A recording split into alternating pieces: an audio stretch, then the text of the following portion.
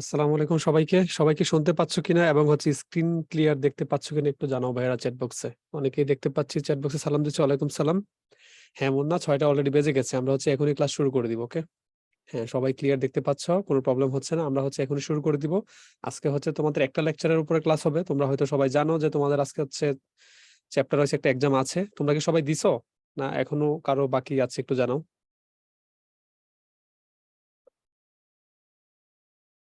আজকে তোমাদের ১ ঘন্টা ১৫ মিনিটের ক্লাস। মানে একটা লেকচারের উপরে হবে। অন্যদিন তো ২টা হয়তো। হ্যাঁ, দেখতে পাচ্ছি অনেকেই এক্সাম দিয়ে দিয়েছো। আর যারা এখনো দাওনি লিখতেছো যে না দেইনি, তোমরা ক্লাসের পরে দিয়ে দিবা। যেহেতু ক্লাসে একটা লেকচার হবে, ওই বাকি টাইমটা তোমরা অবশ্যই এক্সাম দিবা। ঠিক আছে? আজকে ফাহিম ভাইয়া ক্লাস দিবেন স্যার। ঠিক আছে, আমরা এখনই শুরু করে দিব। ওকে।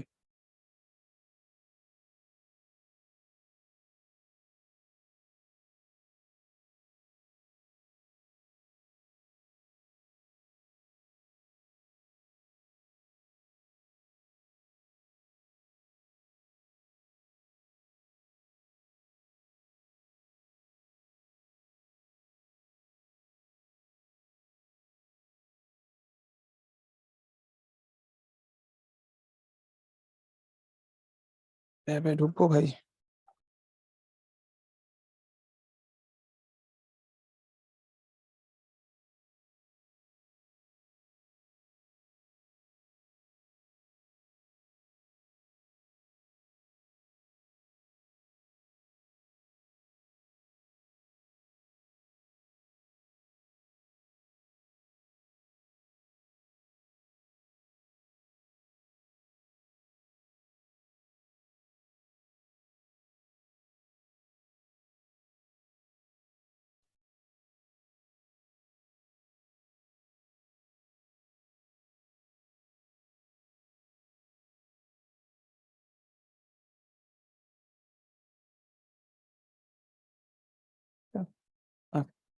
আসসালামু আলাইকুম সবাইকে। দেখা যাচ্ছে চ্যাট বক্সে অলরেডি অনেকগুলো প্রশ্ন যে হচ্ছে আসসালামু আলাইকুম। আচ্ছা, সবাইকে ওয়ালাইকুম আসসালাম।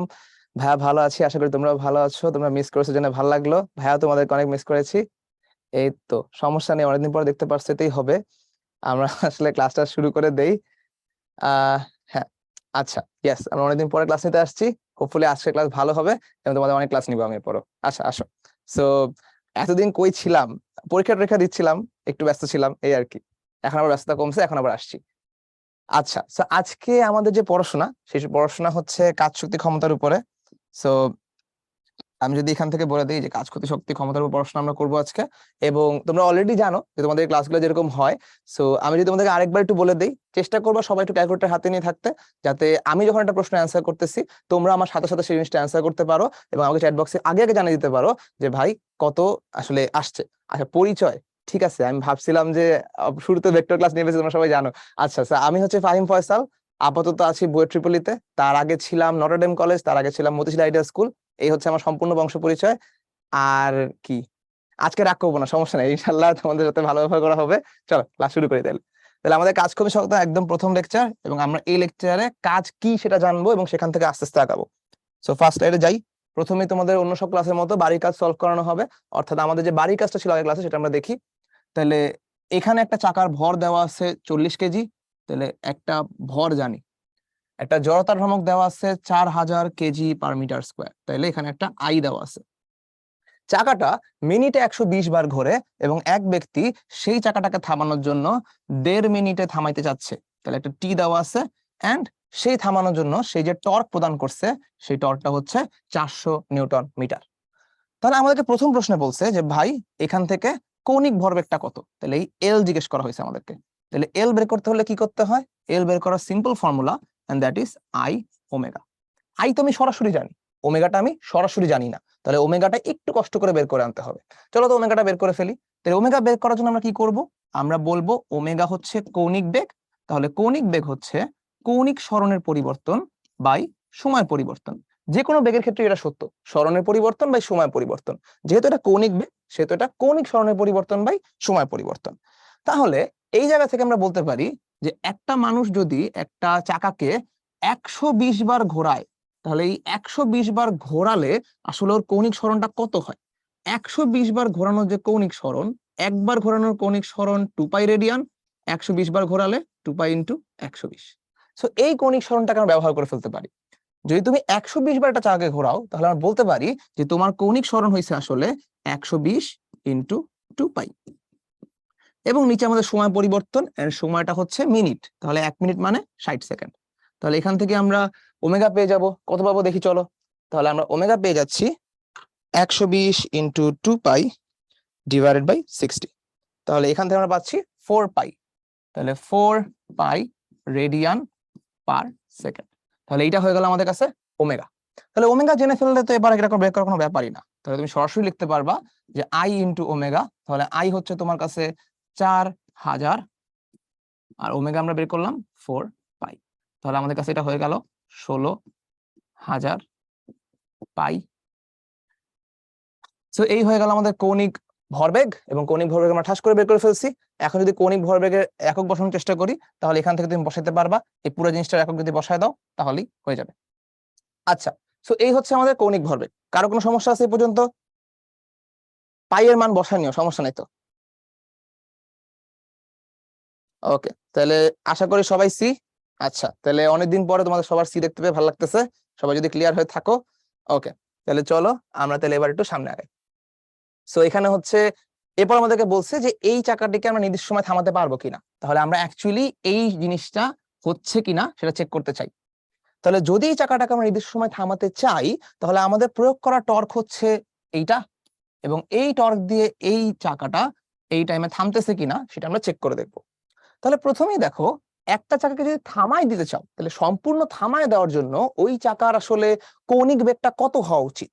তাহলে যেহেতু আমি চাকাকে থামাই দিচ্ছি তাহলে এইখানে আসলে ফাইনাল কৌণিক বেগটা হচ্ছে 0, এবং ইনিশিয়াল কৌণিক বেগ আমরা অলরেডি পেয়ে গেছি, সেটা হচ্ছে 4 পাই। তাহলে ইনিশিয়াল কৌণিক বেগ জানি এবং ফাইনাল কৌণিক বেগ জানি, তাহলে এখান থেকে কিন্তু আলফাও পাওয়া সম্ভব। এবার আসো, এইটুক কথাবার্তা ক্লিয়ার হয়ে নিলাম যে ফাইনাল কৌণিক বেগটা 0, ইনিশিয়াল কৌণিক বেগটা 4 পাই। এবার আমরা আসি আমাদের কাছে ইনফরমেশন কি দেওয়া আছে। আমাদের কাছে একটা টাও দেওয়া আছে এবং আমাদের কাছে একটা আই দেওয়া আছে। তাহলে এখান থেকে আমরা কি পাবো? আমরা পাবো tau is equal to I alpha. তাহলে এখান থেকে সুন্দর করে আলফা বের করে ফেলতে পারবো, আলফা আসবে টাও বাই আই। তাহলে এখান থেকে আমরা কি পাচ্ছি? এখান থেকে আমরা পাচ্ছি টাও বাই আই, তাহলে 400 বাই 4000। সুন্দর একটা মান চলে আসবে, এন্ড দ্যাট ইজ 0.1। তাহলে 0.1 হচ্ছে আমার আলফা। তাহলে 0.1 রেডিয়ান পার সেকেন্ড স্কোয়ার হচ্ছে আমার আলফা। তাহলে এই 0.1 radian per second square alpha দিয়ে আমাদের যে চাকা সেটা কি আসলে 1.5 মিনিটে থামে কি থামে না, চলো চেক করে দেখি। তাহলে এই 0.1 radian per second square alpha দিয়ে আমরা এই কাজটা কতক্ষণে থামাই সেটা একটু দেখি। তাহলে এই জিনিসটা আমরা কিভাবে করতেছি? আমরা বলতেছি alpha is equal to omega final minus omega initial divided by 0, divide by T, sorry. তাহলে এখান থেকে যদি আমরা কাজ করা শুরু করি তাহলে আলফাটা তো আমরা মন্দন হিসাবে দিচ্ছি।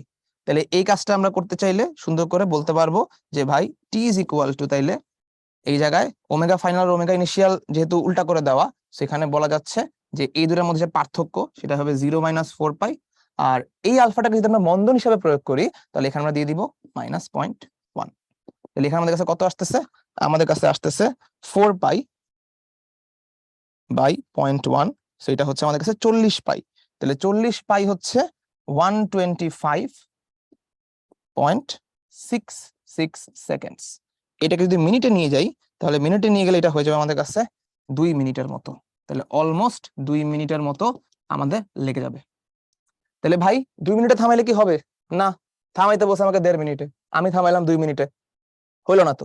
তাহলে এই যে চাকাটা থামাতে সক্ষম হবেন কিনা এই প্রশ্নের আনসারে আমরা সবাই বলবো চাকা থামাতে সক্ষম হবে না। তাহলে সক্ষম হচ্ছে না, চাকা থামাতে সক্ষম হবে না, কারণ 2 মিনিটে চাকা থামতেছে কিন্তু চাকা থামাইতে বলছিল আমাকে 1.5 মিনিটে।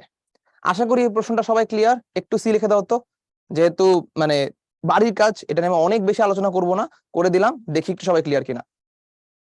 ওকে, ভেরি গুড, সবাই এই যে সি সি সি দেখা যাচ্ছে ক্রিস্টাল ক্লিয়ার, ভেরি গুড।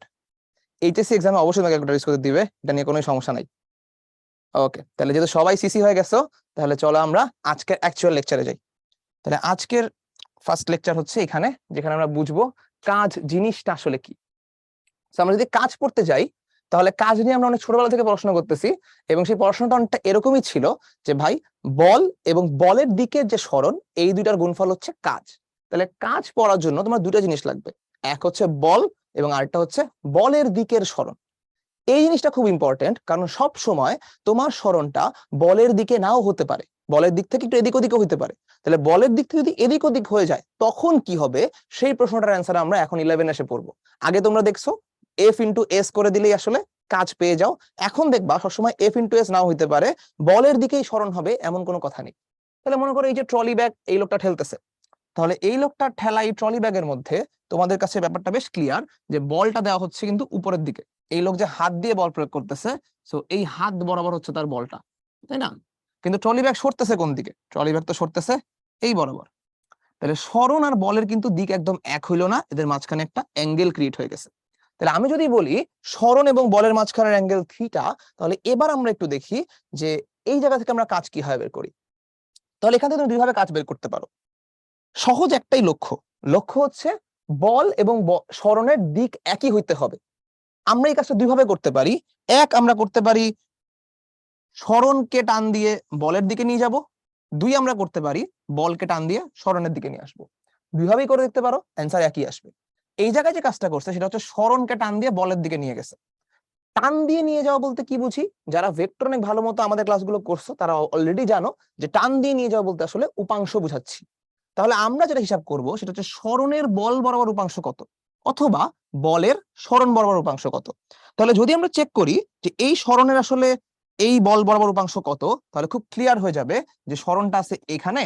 এই সরণের বল বরাবর উপাংশ বের করতে চাইলে আমরা আসলে এই থিটাটাকে কনসিডার করব, এবং যেহেতু এই সরণের এই বরাবর অ্যাঙ্গেলটা আমি জানি এবং সেই অ্যাঙ্গেলটা হচ্ছে থিটা, তাহলে যার সাথে অ্যাঙ্গেল আমি জানি তার সাথে হয় কস থিটা, অর্থাৎ এই সরণের এই বল বরাবর যে উপাংশটা হবে সেই উপাংশটা আমার কাছে আসবে হচ্ছে এস কস থিটা। তাহলে এই এস কস থিটাটা কেন আসছে? এই এস কস থিটা হচ্ছে সরণের বল বরাবর উপাংশ। তাহলে এই সরণের বল বরাবর উপাংশ বের করেছি আমরা এখানে, এবং সেই উপাংশটা এসেছে এস কস থিটা। তাহলে এইবার আমরা খুব কনফিডেন্টলি বলতে পারবো যে ভাই এই হচ্ছে আমার বল, এবং এই এস কস থিটা হচ্ছে বলের দিকের সরণ। তাহলে টোটাল সরণ এস হলেও বলের দিকের সরণ হচ্ছে এস কস থিটা। তাহলে বল ইন্টু বলের দিকে সরণ হচ্ছে কাজ, আমরা ফর্মুলা ভুলে যাইনি। তাহলে ডব্লু বা কাজ হবে বল এবং সাথে বলের দিকের সরণের গুণফল। এই জিনিসটাকে গুণ করে দিলে আসলে আমরা কাজ পাবো। এইবার তোমাদেরকে বলছিলাম যে অন্য একটা অ্যাপ্রোচেও যাওয়া যায়, চাইলে আসলে বলটাকেও সরণের দিকে নিয়ে আসা যায়। সেই অ্যাপ্রোচটা দেখতে কেমন? সেই অ্যাপ্রোচে আমাদের কাছে ছবিটা এরকম আসতো, এই বরাবর। আচ্ছা, এখানে একটু ডার্কার একটা কালার নিলে বেটার হবে তোমাদের জন্য, সেটা মুছে দেই। সো ধরো এই জিনিসটা নিয়ে করাচ্ছি। ধরো এই বরাবর আমার বল আছে এবং সরণটা হচ্ছে এই বরাবর, মাঝখানে দিলাম থিটা। তাহলে এই হচ্ছে এফ, এই হচ্ছে এস, মাঝখানে আছে থিটা। তাহলে আমরা যদি এবার চেক করতে চাই যে সরণ বরাবর বল কত, তাহলে এই সরণ বরাবর আসলে বল কতটুকু উপাংশ আছে, এই সরণ বরাবর বলের উপাংশ নিতে যাচ্ছি। সো জাস্ট এই জিনিসটাকে টান দিয়ে এখানে নিয়ে আসবো। তাহলে এই বলটার কতটুকু উপাংশ সরণ বরাবর আছে? অবশ্যই দেখতে পাচ্ছ যে সরণ বরাবর কোণটা কিন্তু আমরা জানি, এবং সেই কোণটা হচ্ছে থিটা। তাহলে এই বলের সরণের সাথে কোণ থিটা হলে বলকে টান দিয়ে সরণের কাছে আনতে চাইলে যে উপাংশটা বের করতে হবে সেই উপাংশটা আমাদের কাছে আসবে এফ কস থিটা। তাহলে এই জিনিসটা আসলে এফ কস থিটা। সো এই যদি এফ কস থিটা হয়, তাহলে এবার আমরা বলতেছি সরণ এবং সরণ বরাবর বল, সে একই হিসাব, সরণ এবং বলের দিকে এক হওয়া লাগবে, এবং এক্ষেত্রে আমাদের ডব্লু চলে আসবে সরণ এবং সাথে সরণ বরাবর বল। সো দেখতেই পাইতেছো হিসাব কিন্তু একই, তুমি যেভাবেই হিসাব করো সব ক্ষেত্রেই W is equal two F S cos theta. এবং মনে রাখার ব্যাপার হচ্ছে এইটা, তুমি যখন এই থিটাটা নিয়ে আলোচনা করতেছো সেই এফ এস কস থিটা, থিটাটা হচ্ছে বল এবং সরণের মধ্যবর্তী কোণ। তার মানে এটা হচ্ছে বল এবং সরণের মধ্যবর্তী কোণ। কাজ কি জিনিস এবং সেটার ফর্মুলাটা কি, এ নিয়ে সবাই কি ক্লিয়ার? একটু সি লিখে ভাগে জানায় দাও থিওরিটা। ওকে, ভেরি গুড, অনেক অনেক সিসি দেখতে পাচ্ছি। তাহলে সবাই আসলে ক্রিস্টাল ক্লিয়ার হয়ে গেছো, প্রশ্ন তেমন একটা দেখছি না। তাহলে এই পর্যন্ত হচ্ছে আমাদের কাজের একদম বেসিক থিওরি এবং কাজের ফর্মুলা। এখন থেকে আমরা কাজ শুধুমাত্র এফ এস পড়বো না, এখন থেকে আমরা কাজ পড়বো এফ এস কস থিটা। তাহলে চলো সামনে যাই, কিছু দেখা যাক যে এই এফএস কস থিটা দিয়ে কি করা যেতে পারে। আচ্ছা, তো এখানে আরো একটা জিনিস পড়ার নেওয়া দরকার। এই যে এফএস কস থিটা পড়লাম, এই এফএস কস থিটা যদি একটু ভেক্টর আকারে লিখতে চাই, কারণ বল এবং সরণ দুজনই আসলে আলটিমেটলি ভেক্টর, তাহলে এফএস কস থিটা যদি ভেক্টর আকারে লিখতে চাই তাহলে জিনিসটা কেমন হবে? আমরা বলতে পারি না ডব্লিউ, তার সাথে আছে বল একটা ভেক্টর, সেই ভেক্টরের মান, তার সাথে আছে সরণ, সেটাও একটা ভেক্টর কিন্তু সেই ভেক্টরের মান আছে এখানে, এবং সাথে আছে কস থিটা। সো এই জিনিসটাকে যদি এইভাবে লিখি যে বলের মান, সরণের মান এবং সাথে কস থিটা, তাহলে এই জিনিসটা আসলে কি রিপ্রেজেন্ট করতেছে? ভেক্টরের একটা পার্টিকুলার গুণন রিপ্রেজেন্ট করতেছে, যেটা আমরা ভেক্টরের ক্লাসে খুব সুন্দর করে পড়াইছিলাম এবং আশা করি তোমাদের সবাই মনে আছে। এই যে অলরেডি দেখতে পাচ্ছি চ্যাট বক্সের মধ্যে ডট গুণ লিখে রাখছে মানুষজন। সো ভেক্টর যে স্কেলার গুণ বা ডট গুণ, সেটা আসলে এখানে রিপ্রেজেন্টেড হয়। সো আমরা আসলে বলতে পারি যে W is equal two F dot S. তাহলে যদি তোমার কাছে কখনো বল এবং সরণ দুটো ভেক্টর আকারে থাকে, সেই ক্ষেত্রে তুমি এফ ডট এস টা ইউজ করতে পারবে। তাহলে এই জায়গা থেকে আসলে আমরা দুই রকমের ফর্মুলা পড়লাম। দুইটা জিনিস হতে পারে, খুব ঠান্ডা মাথায় শুনে রাখো। এক হতে পারে তোমার কাছে বলের মান দেওয়া আছে, তোমার কাছে এই বলের মান দেওয়া আছে, সরণের মান দেওয়া আছে, মাঝখানে থিটার মান দেওয়া আছে। যদি তোমার কাছে এই তিনটা জিনিসের মান দেওয়া থাকে, তখন তুমি কাজ বের করবে এই ফর্মুলা দিয়ে।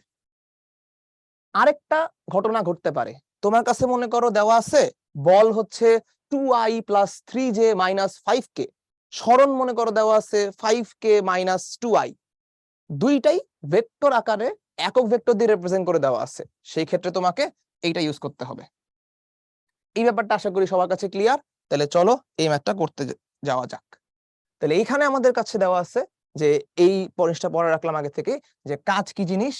কাজের যেটা আমি এতক্ষণ পড়াইছি এক্স্যাক্টলি তোমাদের তাই বলা আছে যে ভাই একটা বস্তুর উপরে কোনো বল ক্রিয়া করলে যদি বলের অভিমুখে বস্তুটি কিছু সরণ ঘটে, সেই ক্ষেত্রে আমরা বল এবং বলের দিকে সরণের উপাংশের গুণফলকে কাজ বলবো। তাহলে একটু আগে যা পড়াইছি যদি একবার ছোট করে এখানে লিখে দেই, তাহলে 1 নাম্বার কেস হতে পারে যেখানে তোমার কাছে এফ দেওয়া আছে, এস দেওয়া আছে, থিটা দেওয়া আছে। সেই ক্ষেত্রে আমাদের ফর্মুলা হবে W is equal to Fs cos theta। 2 number case হইতে পারে যেখানে তোমাদের কাছে দেওয়া আছে F is equal to AXI plus AYJ plus AZK, এবং সিমিলারলি আমাদের কাছে দেওয়া আছে সরণ হচ্ছে BXI BYJ plus BZK। সেই ক্ষেত্রে যদি আমরা কাজ বের করতে যাই, সেক্ষেত্রে আমাদের কাজ চলে আসবে W is equal to F dot S, এবং এই F dot S করলে আমরা কি পাবো সেটা আসলে আমরা জানি। I এর সহগগুলা গুণ হয়ে যাবে, J এর সহগগুলা গুণ হয়ে যাবে, আবার K এর সহগগুলা গুণ হয়ে যাবে। তাহলে সেক্ষেত্রে আমরা পাবো AX BX plus AY BY plus AZ BZ। এই দুইভাবেই আমাদের কাজ বের করা লাগতে পারে। কিছু থিওরিটিক্যাল প্রশ্ন করি। এতক্ষণে আমরা সবাই আশা করি বুঝে গেছি যে ভাই কাজ রাশিটা আসলে স্কেলার কেন। ছোটবেলা থেকে যাদের মনে প্রশ্ন ছিল যে ভাই কাজ তো আসলে বল এবং সরণের গুণফল, বলও ভেক্টর সরণও ভেক্টর, তাহলে কাজ কিভাবে স্কেলার হয়? এতদিন পরে আমরা জিনিসটার অ্যান্সার পাইছি যে কাজ যখন বের করতেছি তখন আসলে বল এবং সরণের স্কেলার গুণফলটা ইউজ করা হচ্ছে, ডট গুণফলটা ইউজ করা হচ্ছে। তাহলে ডট গুণফল যদি ইউজ করি, দুইটা ভেক্টরের ডট গুণ করলে সেটার রেজাল্টটা সবসময় স্কেলার হয়, এটা তো আমরা সবাই জানি। তাহলে এইভাবে দুইটা ভেক্টরের ডট গুণ করার মাধ্যমে কাজ বের করা হচ্ছে দেখে এই কাজটা স্কেলার। আচ্ছা দেখি তো কার কোনো প্রশ্ন আছে কিনা। আচ্ছা ইয়েস, সো এটা আজকে এমসিকিউ তে আসছিল। আচ্ছা তাহলে তো খুবই দুঃখজনক ব্যাপার। ওকে, আর কি আছে দেখি। বলের দিকে সরণের উপাংশ মানে কি? বলের দিকে সরণের উপাংশ কিন্তু এটা আসলে ভেক্টরের ক্লাসে আরো ভালো মতো বুঝতে পারবে। সো বলের দিকে সরণের উপাংশ মানে ধরো বলটা এই বরাবর, সরণটা এই বরাবর, তাহলে এই বরাবর আসলে সরণ কতটুকু কাজ করতেছে সেটা বাই করা। সো বলের দিকে সরণের উপাংশ মানে হচ্ছে এই বিশাল লাল দাগটা বরাবর সরণের কোন জায়গাটা কাজ করতেছে। সো এই সরণটা এই দিক বরাবর মানে হচ্ছে এটা অনেক দিক বরাবরই কিছু না কিছু উপাংশ থাকবে। সো এই প্রত্যেকটা দিকে আসলে সরণটা কতটুকু কাজ করতেছে সেটা আমরা উপাংশ নেওয়ার মাধ্যমে বের করি, এবং উপাংশ নেওয়ার মাধ্যমে বের করার সময় আমার জাস্ট এইটুক লাগে যে মনে করো এটা আমার ভেক্টর, এই ভেক্টরের এদিক বরাবর উপাংশ চাচ্ছি, তাহলে আমার ভেক্টরটা এই দিকের সাথে কত ডিগ্রি অ্যাঙ্গেলে আছে। যদি অ্যাঙ্গেলটা জানি সেই ক্ষেত্রে উপাংশটা আসবে cos থিটা, আর যদি অ্যাঙ্গেলটা না জানি লম্ব উপাংশ বের করতে চাই সেক্ষেত্রে এটা আসবে sin থিটা। তো এটা আমাদের ভেক্টরের ক্লাস অলরেডি পড়ানো হয়ে গেছে, তোমরা যদি চাও কেউ ভিডিও দেখে নিতে পারো, সেখানে সুন্দর করে জিনিসগুলো করা আছে। আশা করি এই পর্যন্ত সবাই ক্লিয়ার, থিওরি মোটামুটি ক্লিয়ার হয়ে যাওয়া উচিত। এবার চলো আমরা সামনের দিকে যাই। ক্রস গুণ কেন হলো না? ক্রস গুণ অবশ্যই হলো না, তার কারণ হচ্ছে গলায় কি ঝুলা রাখছি? আচ্ছা, এটা হচ্ছে মাইক, এটা ঝুলা না রাখলে শুনতে পাবো না আমার কথা। ওকে, সো ক্রস গুণ কেন করা হলো না? কারণ এটা তো কস থিটা আসছে। ক্রস গুণ ফলের ফর্মুলা কি ছিল ভাইয়া? এটা যেহেতু কস থিটা হওয়ার জন্য ডট গুণ আসছে। যদি এখানে সাইন থিটা হইতো বলতাম এটা ক্রস গুণ। সো ডট গুণের জন্য কস থিটা হয়, সো কস থিটা পাইছি এই জন্য ডট গুণ বলছি, সাইন থিটা পাইলে ক্রস গুণ বলতাম। আচ্ছা, সবাই মোটামুটি ক্লিয়ার? তাহলে চলো আমরা এটা দিয়ে এখন একটা ম্যাথ করব। সো এই ম্যাথ যদি করতে যাই, তাহলে এই ম্যাথের মধ্যে এস ডট এফ, হ্যাঁ লেখা যাবে, এস ডট এফ লেখার কোনো সমস্যা নেই, কারণ জিনিসটা স্কেলার। স্কেলারে তুমি এস ডট এফ লিখলেও যা কথা, এফ ডট এস লিখলেও তাই কথা। ওকে, সো উদ্ভাসের টি শার্ট কই? আচ্ছা ঠিক আছে, উদ্ভাসের টি শার্ট নিয়ে নেক্সট দিন আসবো না, টেনশন নিও না। সো এইটা হচ্ছে এফ, দেওয়া আছে সুন্দর করে ভেক্টর আকারে। বলছে একটা বাসকে এই অবস্থান থেকে এই অবস্থানে নিয়ে গেছি, সুপারম্যান দ্বারা প্রযুক্ত বল দ্বারা কৃত কাজ বের করতে হবে। তাহলে ব্যাপারটা বুঝে দেখো, এখানে কি কি দেওয়া আছে। এই যেটা দেওয়া আছে R1, এই R1 হচ্ছে এই বাসের ইনিশিয়াল অবস্থান বা আদি অবস্থান। তাহলে এইটা হচ্ছে আমার কাছে আদি অবস্থান। তারপরে এইখানে যে R2 দেওয়া আছে, R2 কি? এই R2 হচ্ছে এই বাসটার শেষ অবস্থান। তার মানে এখানে দেওয়া আছে বাসের শেষ অবস্থান, দুইটা অবস্থান ভেক্টর। তাহলে সরণ ভেক্টরটার মান কেমন হবে? সরণ ভেক্টরটার মান হবে শেষ অবস্থান মাইনাস আদি অবস্থান। তাহলে শেষ অবস্থান মাইনাস আদি অবস্থান হইলে R2 vector minus R1 vector. তাহলে এটাকে বিয়োগ করে দিলে কেমন হবে দেখো তো। R2 হচ্ছে আমাদের কাছে অলরেডি আছে 2i প্লাস জে মাইনাস কে, এখান থেকে আমরা মাইনাস করে দিচ্ছি i, মাইনাস করে দিচ্ছি জে, মাইনাস করে দিচ্ছি কে। তাহলে এই জিনিসটা আমাদের কাছে আসবে হচ্ছে 2i থেকে i মাইনাস করে দিলে একটা i, প্লাস জে থেকে জে মাইনাস করে দিলে কোনো জেই নাই, আর এখানে আসবে মাইনাস 2k। তাহলে এই পেয়ে গেলাম আমরা সরণ ভেক্টর। তাহলে সরণ ভেক্টর যদি পেয়ে যাই, এরপরের কাজ হচ্ছে ডট গুণ করে দেওয়া। তো ডট গুণ করে দাও, তাহলে সরণ ভেক্টর তো পেয়ে গেছি, এখন জাস্ট এফ ডট এস করা। তাহলে এফ ডট এস করলে বলের সাথে সরণকে ডট গুণ করে দিব। বল হচ্ছে আমাদের কাছে 3i plus J minus 2k, এর সাথে আমরা ডট গুণ করতেছি i মাইনাস 2k। তাহলে এই দুটাকে এখন ডট গুণ করে দিলে i এর সাথে i এর সহগের সাথে i এর সহগ মাল্টিপ্লাই করব, জে সহগের সাথে জে সহগ তো নাই, তাহলে জে সহগের সাথে কাউকে মাল্টিপ্লাই করব না, আর কে সহগের সাথে কে সহগকে মাল্টিপ্লাই করব। তাহলে জে সহগ তো এখানে নাই, তাহলে এখানে জে সহগ নাই মানে এখানে আসলে আছে 0j। আসো তাহলে মাল্টিপ্লাইটা করে ফেলি। তাহলে এখানে মাল্টিপ্লিকেশন করে ফেললে 3 into 1 plus 1 into 0 minus 2 into 2, তাহলে মাইনাস 2 ইন্টু মাইনাস 2। সো এই আর কি। একটু দাঁড়াও, সুন্দর করে যদি এটা লিখি, এটাকে আবার এখানে সেইটাকে একটু সুন্দর করে লিখি, মাইনাস 2 ইন্টু মাইনাস 2। সো এখানে হচ্ছে প্লাস মাইনাস 2 মাইনাস 2। সো এখানে আসতেছে আমাদের w is equal two 3 plus 4, that is 7 joule.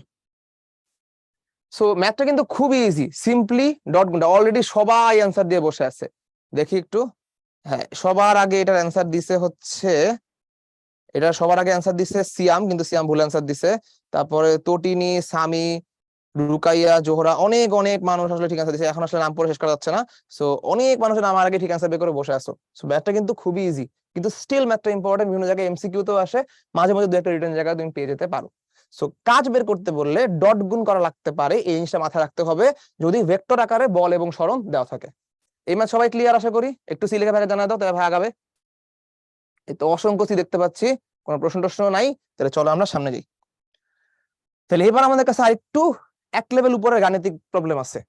তাহলে এই গাণিতিক প্রবলেমে আমাদেরকে বলা হয়েছে যে একটা 5 কেজি ভরের বস্তু আছে, যেখানে একটা এম দেওয়া, তাহলে আমার কাছে এখানে তাহলে একটা এম দিয়ে রাখছে, 5 কেজি ভরের বস্তু সমতলের উপর স্থির অবস্থায় রাখা আছে, বাহ্যিক ভাবে 50 নিউটন বল দিছি। তাহলে এই 50 নিউটন বল কার?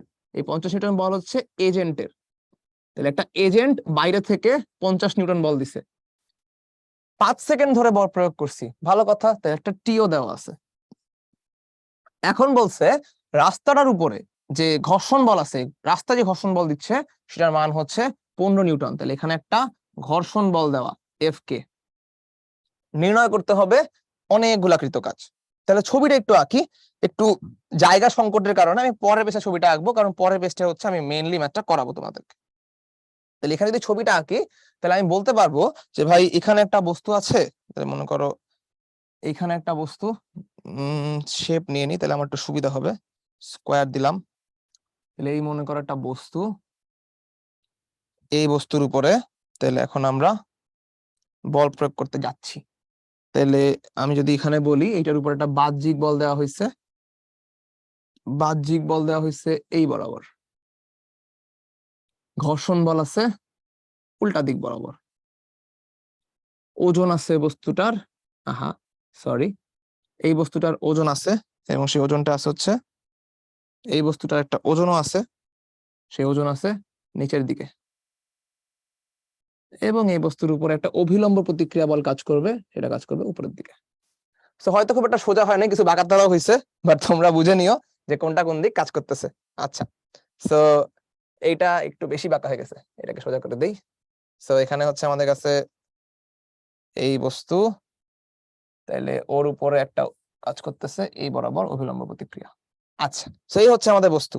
তাহলে এই যদি আমাদের বস্তু হয় তাহলে এই বস্তুর উপরে এখন আমরা অঙ্ক করতে যাব। আচ্ছা, সো এই বস্তু একটা মাটি দিয়ে দিই, এই হচ্ছে এই বস্তু যে মাটির উপর আছে সেই মাটি।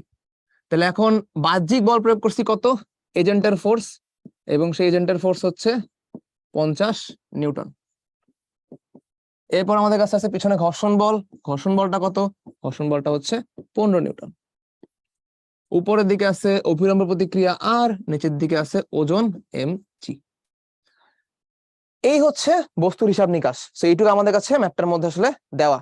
তাহলে এইটুকু যদি আমার কাছে ম্যাপটার মধ্যে দেওয়া থাকে তাহলে আমরা এর মধ্যে থেকে প্রত্যেকটা প্রশ্নের অ্যান্সার বের করে আনবো। তোমাদের কাছে এখান থেকে আমার কাছে দুইটা প্রশ্ন আছে তোমাদের কাছে, চ্যাট বক্সে আমাকে অ্যান্সার করবা। 1 নম্বর প্রশ্ন, এই বস্তুর উপর প্রযুক্ত লব্ধি বল কত? ঠান্ডা মাথায় শুনে নাও প্রশ্নটা। প্রথমে জিজ্ঞেস করব আনুভূমিক ভাবে লব্ধি বল কত, আনুভূমিক রাস্তাটার বরাবর আনুভূমিক ভাবে এই বস্তুর উপরে লব্ধি বল কত? 35। এক্স্যাক্টলি, মারুফ 7, সবার প্রশ্ন সঠিক, নাভিসার প্রশ্ন ভুল, নাভিসার অ্যান্সার ভুল। সো 35 আনুভূমিক ভাবে এই বরাবর আমার কাছে আছে হচ্ছে 50 এবং এই বরাবর আমার কাছে আছে 15। তাহলে লব্ধি বল হচ্ছে এই বরাবর 35। তাহলে এইটা হচ্ছে লব্ধি বল। তাহলে আনুভূমিক ভাবে ওর উপর যে লব্ধি বলটা আছে সেই লব্ধি বলটা হচ্ছে 35। এবার আমাকে অ্যান্সার করো যে এই বস্তুটার উপরে উলম্ব লব্ধি বল কত, এই বরাবর লব্ধি বলটা কত? দেখি চ্যাট বক্সে। ওকে, এইবার কিন্তু সবাই মোটামুটি ঠিক অ্যান্সার দিছো। সো উলম্ব লব্ধি বলটা কিন্তু 0। কেন 0? তার কারণটা আমরা আসলে বল চ্যাপ্টারে বেশ ভালো মতোই পড়ে এসেছি। যখন একটা সমতল তলের উপর এই বস্তু জাস্ট দাঁড়ায় থাকে, বস্তু ভিতরে ঢুকে যাচ্ছে না, আকাশে উড়ে যাচ্ছে না, এমত অবস্থায় তলের উলম্ব এবং নিচ বরাবর এই জিনিসটার বস্তুটা লব্ধিটা 0 হইতে হয়। যদি 0 না হইতো, মনে করো নিচের দিকে লব্ধি আছে, তাহলে নিচের দিকে লব্ধি মনে করো এমজিটা বেশি, তাইলে বস্তু মাটির ভিতরে ঢুকে যেত। যদি আর বেশি হইতো তাহলে বস্তু আকাশে ওড়া শুরু করতো। দুইটা তো কোনোটাই হচ্ছে না, বস্তুটাকে এদিকে আমি টেনে নিয়ে যাচ্ছি, ও মাটির উপরেই বসে আছে, তাহলে উপরে যা বল নিচেও তাই বল, এবং এই দুটার লব্ধি হয়ে যাবে 0।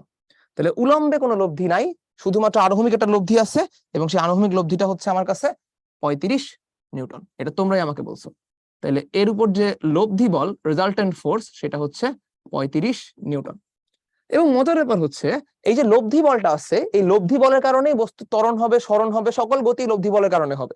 কারণ বুঝতেই পারতেছো, তোমাকে যদি আমি এক পাশ থেকে 50 নিউটনের টান দেই, আরেক পাশ থেকে 15 নিউটনের টান দেই, তুমি ফিল করবা যে তুমি 35 নিউটনের সামনে আগাচ্ছ, এবং এই 35 নিউটনের জন্যই তোমার মধ্যে গতির সবকিছু হবে, সরণ ত্বরণ বেগ সবকিছু এই 35 নিউটনের জন্য হবে। এইটুক যদি ক্লিয়ার হও তাহলে এখন থেকে ম্যাথটা বুঝতে পারবা। তাহলে আমরা এই 35 নিউটন ধরে নিয়ে এখন সামনে আগাই, পিসের পেজে দেখি কি কি প্রশ্ন ছিল এবং সেটার অ্যান্সার করা শুরু করি। তাহলে এই বস্তুর উপরে 35 নিউটন লব্ধি বল আছে, সেটা আমরা বুঝে ফেলছি। তাহলে 35 নিউটন যদি বস্তুর উপরে লব্ধি বলটা হয়, তাহলে আমরা বলতে পারবো এই বস্তুর ত্বরণ কত। তাহলে আমরা জানি ত্বরণ হচ্ছে F/m, নিউটনের সেকেন্ড ল থেকে, যে F = ma। তাহলে বস্তুর ভর আমার কাছে দেওয়া আছে 5 কেজি, সেই 5 কেজি ভরকে এখানে একটু ইউজ করি, এবং লব্ধি বলটা তো জেনেই ফেলছি। তাহলে এখান থেকে আমরা ত্বরণ পেয়ে যাব কত, এখান থেকে আসলে আমরা ত্বরণ পেয়ে যাব লব্ধি বল 35 নিউটন এবং বস্তুর ভর হচ্ছে 5 কেজি, তাহলে 7 meter per second square. 7 meter per second square ত্বরণ এই বস্তুর উপর কতক্ষণ কাজ করছে ভাই? 7 মিটার পার সেকেন্ড স্কোয়ার ত্বরণ এই বস্তুর উপর কাজ করছে 5 সেকেন্ড ধরে। তাহলে 5 সেকেন্ড ধরে যদি 7 মিটার পার সেকেন্ড স্কোয়ার ত্বরণ কাজ করে, তাহলে এই বস্তুর আসলে কতটুকু সরণ হয়েছে সেটা বের করে ফেলি। তাহলে বস্তুর সরণ আমরা এখান থেকে বের করে ফেলতে পারবো, এবং বস্তুর সরণ আসবে s is equal to ut plus half a t square. বস্তুটা শুরুতে স্থির ছিল, এই যে স্থির বস্তু মানে u is equal to 0। তাহলে u 0 হয়ে গেলেই এখান থেকে কাজ করে ফেলা যাবে। তাহলে u 0 হয়ে যাওয়া মানে এই পুরো জিনিসটা হয়ে যাচ্ছে 0। তাহলে এখান থেকে আমরা s বের করে ফেলতে পারবো, এবং s আসবে হাফ ইন্টু 7 ইন্টু 5 স্কোয়ার। তাহলে এটা আমাদের কাছে আসতেছে 87.5 মিটার। বস্তু সরণ কেন লাগলো? বস্তু সরণ লাগলো কারণ আমরা আগের পেজ থেকে পড়ে আসছি w is equal to fs cos theta. তাহলে অনেকগুলা রকমের বল তোমার কাছে আছে, সকল প্রকারের বল তুমি জানো, সকল প্রকারের সরণ জানতে তোমাকে হবে। তার মানে তোমাকে আসলে একটা জিনিস বের করতে হলে তোমাকে ওই জিনিসটা সম্বন্ধে অবশ্যই বল এবং সরণের অবগত হতে হবে। তাহলে তুমি অলরেডি সবগুলা বল জানো, কোনো সমস্যা নাই। তুমি জানো বাহ্যিকভাবে প্রযুক্ত হচ্ছে 50 নিউটন বল, ঘর্ষণ হচ্ছে 15, উপরের দিকে আর নিচের দিকে mg, কিন্তু তুমি সরণটা জানতে না। তাহলে এই সরণটা জানার জন্য আমরা এই কষ্টটা করলাম, এবং এখন আমরা সরণটা জেনে গেছি। এই 87.5 মিটার সরণ ইউজ করে আমরা পুরা ম্যাথটা করব। প্রথম প্রশ্ন, বাহ্যিক বল দ্বারা কৃত কাজ কি? এটা একটু ভাষাগত গ্যাঞ্জাম আছে। বাহ্যিক বল দিয়ে কৃত কাজ তোমাকে একটু ক্লিয়ারলি, যদি আরো ক্লিয়ারলি বুঝাতে পারতাম, তাহলে এটা জিজ্ঞেস করা উচিত ছিল যে ভাই এজেন্ট এর বল দ্বারা কৃত কাজ কত? তাহলে এজেন্টের বল দিয়ে কৃত কাজ যদি আমি বাই করতে চাই, তাহলে এজেন্টের বলটা কি? এই 50 নিউটন। তাহলে প্রথম প্রশ্নটা হচ্ছে 50 নিউটন দ্বারা কৃত কাজ কত। তাহলে আমরা নেক্সট পেজে এটা বের করার চেষ্টা করি। আমাদের প্রথম প্রশ্নের অ্যান্সার যে ভাই 50 নিউটন বল দিয়ে আসলে কৃত কাজটা কত। আমরা যদি বের করতে চাই, এই হলো 1 নাম্বার। তাহলে 1 নাম্বার আমরা বের করতে চাচ্ছি ডব্লিউ 50 নিউটন। তাহলে 50 নিউটন বল দিয়ে আসলে কৃত কাজটা কত সেটা বের করতে চাই। তাহলে 50 নিউটন বল দেখতেই পাচ্ছ, এখানে 50 নিউটন বল আছে ডান দিক বরাবর। বস্তুর সরণটা কোন দিকে হবে? এই বস্তুর সরণও কিন্তু ভাই ডান দিক বরাবরই হবে। তাহলে বস্তুর যে সরণ, সেই সরণটা ডান দিক বরাবর হচ্ছে, এজেন্টের ফোর্সটা ডান দিকেই আছে। তাহলে এই সরণ এবং এই ফোর্সের মধ্যে অ্যাঙ্গেলটা কত তোমরা আমাকে চ্যাট বক্সে জানাবা। অবশ্যই 0 ডিগ্রি, এক্স্যাক্টলি। তাহলে তোমরা আসলে ঠিকঠাকই বলছো যে এই যে সরণ এবং এই যে এজেন্টের ফোর্স, এদের মাঝখানে অ্যাঙ্গেল কিন্তু 0। তাহলে এখানে যদি আমরা বসায় দেই, তাহলে আমি বলতে পারবো এফএস কস থিটা সেটা হচ্ছে 50 নিউটন, তার সাথে সরণ হচ্ছে 50 নিউটনের সাথে আমাদের সরণ আছে হচ্ছে 87.5, এই হচ্ছে আমার 87.5, এবং তার সাথে আমার কাছে আছে হচ্ছে cos 0 ডিগ্রি। তাহলে এই পুরোটা নিয়ে যদি আমরা কাজ করে ফেলি একসাথে, তাহলে আমরা এখানে কি বলতে পারতেছি, কত আসে দেখি ক্যালকুলেটরে। 50 ইন্টু 87.5 cos 0, তাহলে 50 ইন্টু 87.5 হচ্ছে 43 সাথে 75। তাহলে 43 এবং 75 এই জুল হচ্ছে আমার এজেন্টের ফোর্স দিয়ে কৃত কাজ। সেকেন্ড প্রশ্নে আমাকে কি বলা হয়েছে, চলো সেটা অ্যান্সার করার আগে প্রশ্নটা দেখে আসি। সেকেন্ড প্রশ্ন আমাকে জিজ্ঞেস করা হয়েছে ঘর্ষণ বল দিয়ে কৃত কাজ কত। তাহলে চলো ঘর্ষণ বল দিয়ে কৃত কাজ বের করি। তাহলে ঘর্ষণ বলটা হচ্ছে আমাদের যে 15 নিউটন বল, সেই 15 নিউটন বল দিয়ে কৃত কাজটা আসলে কত সেটা আমাকে জিজ্ঞেস করছে। আচ্ছা, তাহলে আমি তো এখানে ডব্লিউ লিখবো, এখানে কেন? ওকে, সেটা হচ্ছে ডব্লিউ 15 নিউটন। তাহলে 15 নিউটন বলটা কোন দিকে আছে খেয়াল করি তো, চলো। তাহলে 15 নিউটন বল আছে বাম দিকে, এদিকে আছে 15 নিউটন বল, সরণ হচ্ছে ডান দিকে। তাহলে এই দুটোর মধ্যে অ্যাঙ্গেল কত? এবার তোমরা আমাকে এটা বলো। এক্স্যাক্টলি, তাহলে এই দুটোর মধ্যে অ্যাঙ্গেল কিন্তু 180 ডিগ্রি। না কয়জন জিরো বলতেছো? 180 ডিগ্রি কিন্তু বিপরীতে। তাহলে এই দুটোর মধ্যে অ্যাঙ্গেল হচ্ছে 180 ডিগ্রি। তাহলে 180 ডিগ্রি অ্যাঙ্গেল হইলে এবার আমরা সেম জিনিসপাতি বসাবো। তাহলে এই বলটা হচ্ছে 15 নিউটন, সরণটা সেম 87.5 ডিগ্রি, এবং এবার অ্যাঙ্গেলটা বসাবো cos 180 ডিগ্রি। তাহলে এটা কত আসতেছে আমাদের কাছে? 15 ইন্টু 87.5, এটা আসতেছে মাইনাস 1312.5 জুল। তাহলে উল্টা দিকে বল যেদিকে আছে তার উল্টা দিকে যখন সরণ হচ্ছে, তখন আমাদের কাজের মান আসতেছে নেগেটিভ। এটাও কিন্তু এই ম্যাথ করে আমরা শিখে গেলাম। এবার চিন্তা করো বাকি যে বলগুলো আছে ওগুলো দিয়ে কৃত কাজ কত। তাহলে 3 নম্বরে আমরা পড়ি ওজন দ্বারা কৃত কাজ, খুব সহজ, যদি মনে পড়ে ওজন দ্বারা কৃত কাজ, অভিকর্ষ বল দিয়ে কৃত কাজ, রাইট? সো অভিকর্ষ বল দিয়ে কৃত কাজ পড়বো এবং আর দিয়ে কৃত কাজ পড়বো। সো 3 নম্বরে পড়বো অভিকর্ষ বল দিয়ে কৃত কাজ, 4 নম্বরে পড়বো উলম্ব প্রতিক্রিয়া বল দিয়ে কৃত কাজ। তাহলে খেয়াল করে দেখো তো একটু, অভিকর্ষ আছে সোজা নিচে, সরণ হচ্ছে ডানে, মাঝখানে অ্যাঙ্গেলটা কত? 90 ডিগ্রি, এক্স্যাক্টলি। তাহলে এই যদি আমার সরণ হয়, এই যদি আমার অভিকর্ষ হয়, মাঝখানে অ্যাঙ্গেল 90। উলম্ব প্রতিক্রিয়ার জন্য সেটাই, উপরের দিকে উলম্ব প্রতিক্রিয়া, সাইডে সরণ, তাহলে এই দুটোর মাঝখানে অ্যাঙ্গেল 90। তাহলে যখনই অ্যাঙ্গেলটা 90 হয়ে যাচ্ছে, দেখবা খুব মজার একটা জিনিস, অ্যাঙ্গেল যখনই 90 তখন আমরা বলে দিতে পারবো এই জায়গায় বল, তার সাথে আমার কাছে আছে সরণ এবং তার সাথে আছে cos 90 ডিগ্রি, এবং এক্ষেত্রেও সেম, বল তারপর আছে সরণ এবং তার সাথে আছে cos 90 ডিগ্রি। তাহলে cos 90 ডিগ্রি মান কত? আমরা সবাই জানি cos 90 ডিগ্রি মান হচ্ছে 0, তাহলে পুরো জিনিসটাই চলে আসবে 0। তাহলে অভিকর্ষ বল এবং উলম্ব প্রতিক্রিয়া বল দিয়ে আসলে কোনো কাজ হয় নাই। তাহলে এই প্রশ্ন থেকে আমরা কি বুঝলাম? প্রশ্ন থেকে আমরা বুঝলাম যখন বল এবং সরণের মাঝখানের অ্যাঙ্গেল 90 হয় তখন আসলে এই বল দ্বারা কোনো কাজ সম্পন্ন হয় না। আচ্ছা, তাহলে আমাদের আজকের লাস্ট প্রশ্ন, সেই লাস্ট প্রশ্নটা হচ্ছে লব্ধি বল দিয়ে কৃত কাজ।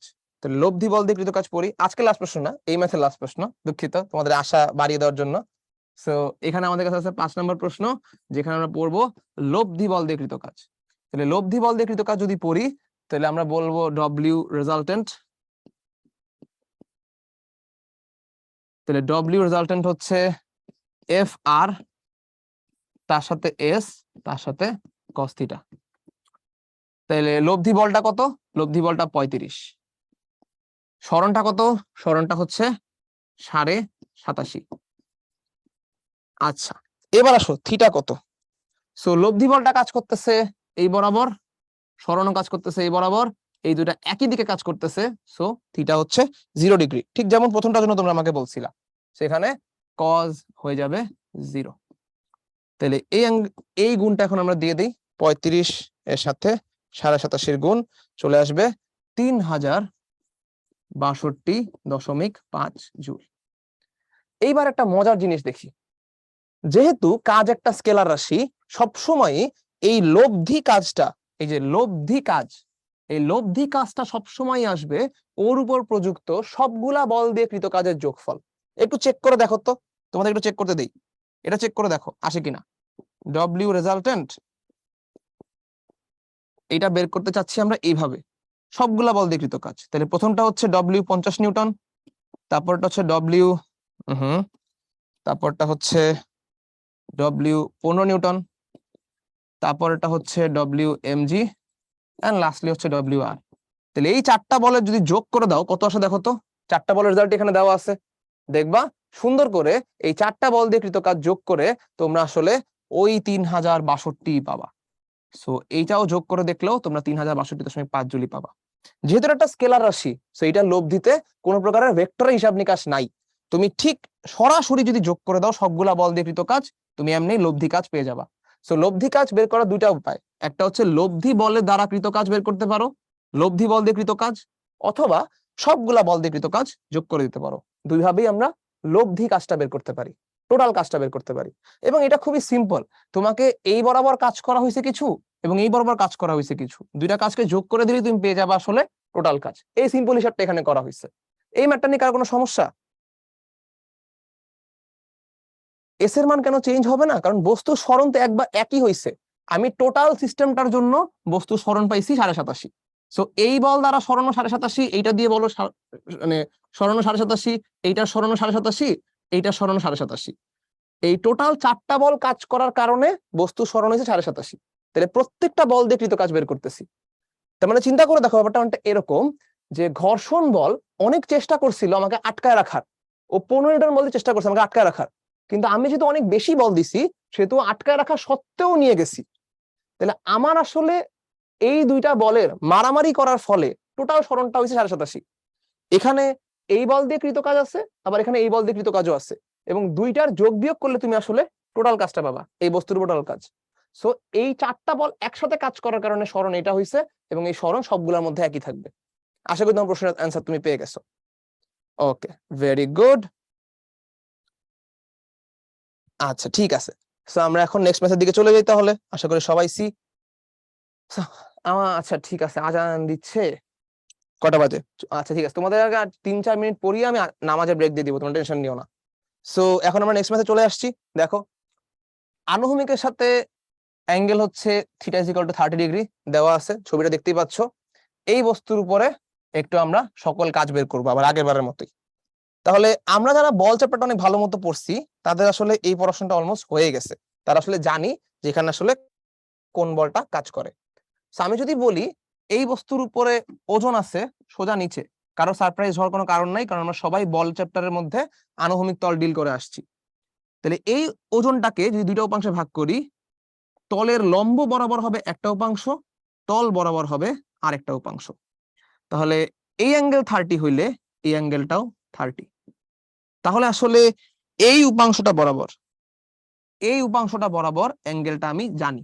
তাহলে এই ওজনের এই উপাংশ বরাবর অ্যাঙ্গেল আমি জানি, সো যার সাথে আমি অ্যাঙ্গেল জানি সেই বরাবর হবে cos। তাহলে ওই বরাবর যদি আমি cos দিয়ে দেই, তাহলে এটা হচ্ছে mg cos 30, এইটা হচ্ছে আমাদের কাছে mg sin 30। আচ্ছা, এ বাদে এই বস্তুর উপর আরো একটা বল থাকে, সেটা হচ্ছে তলের অভিলম্ব প্রতিক্রিয়া, এবং সেটা হচ্ছে r। সো এই হচ্ছে এই বস্তুর উপর ক্রিয়া করা সবগুলা বলের হিসাব নিকাশ। এইবার যদি আমরা একটু প্রশ্নটা পড়ি, প্রশ্নটাতে কি বলছে?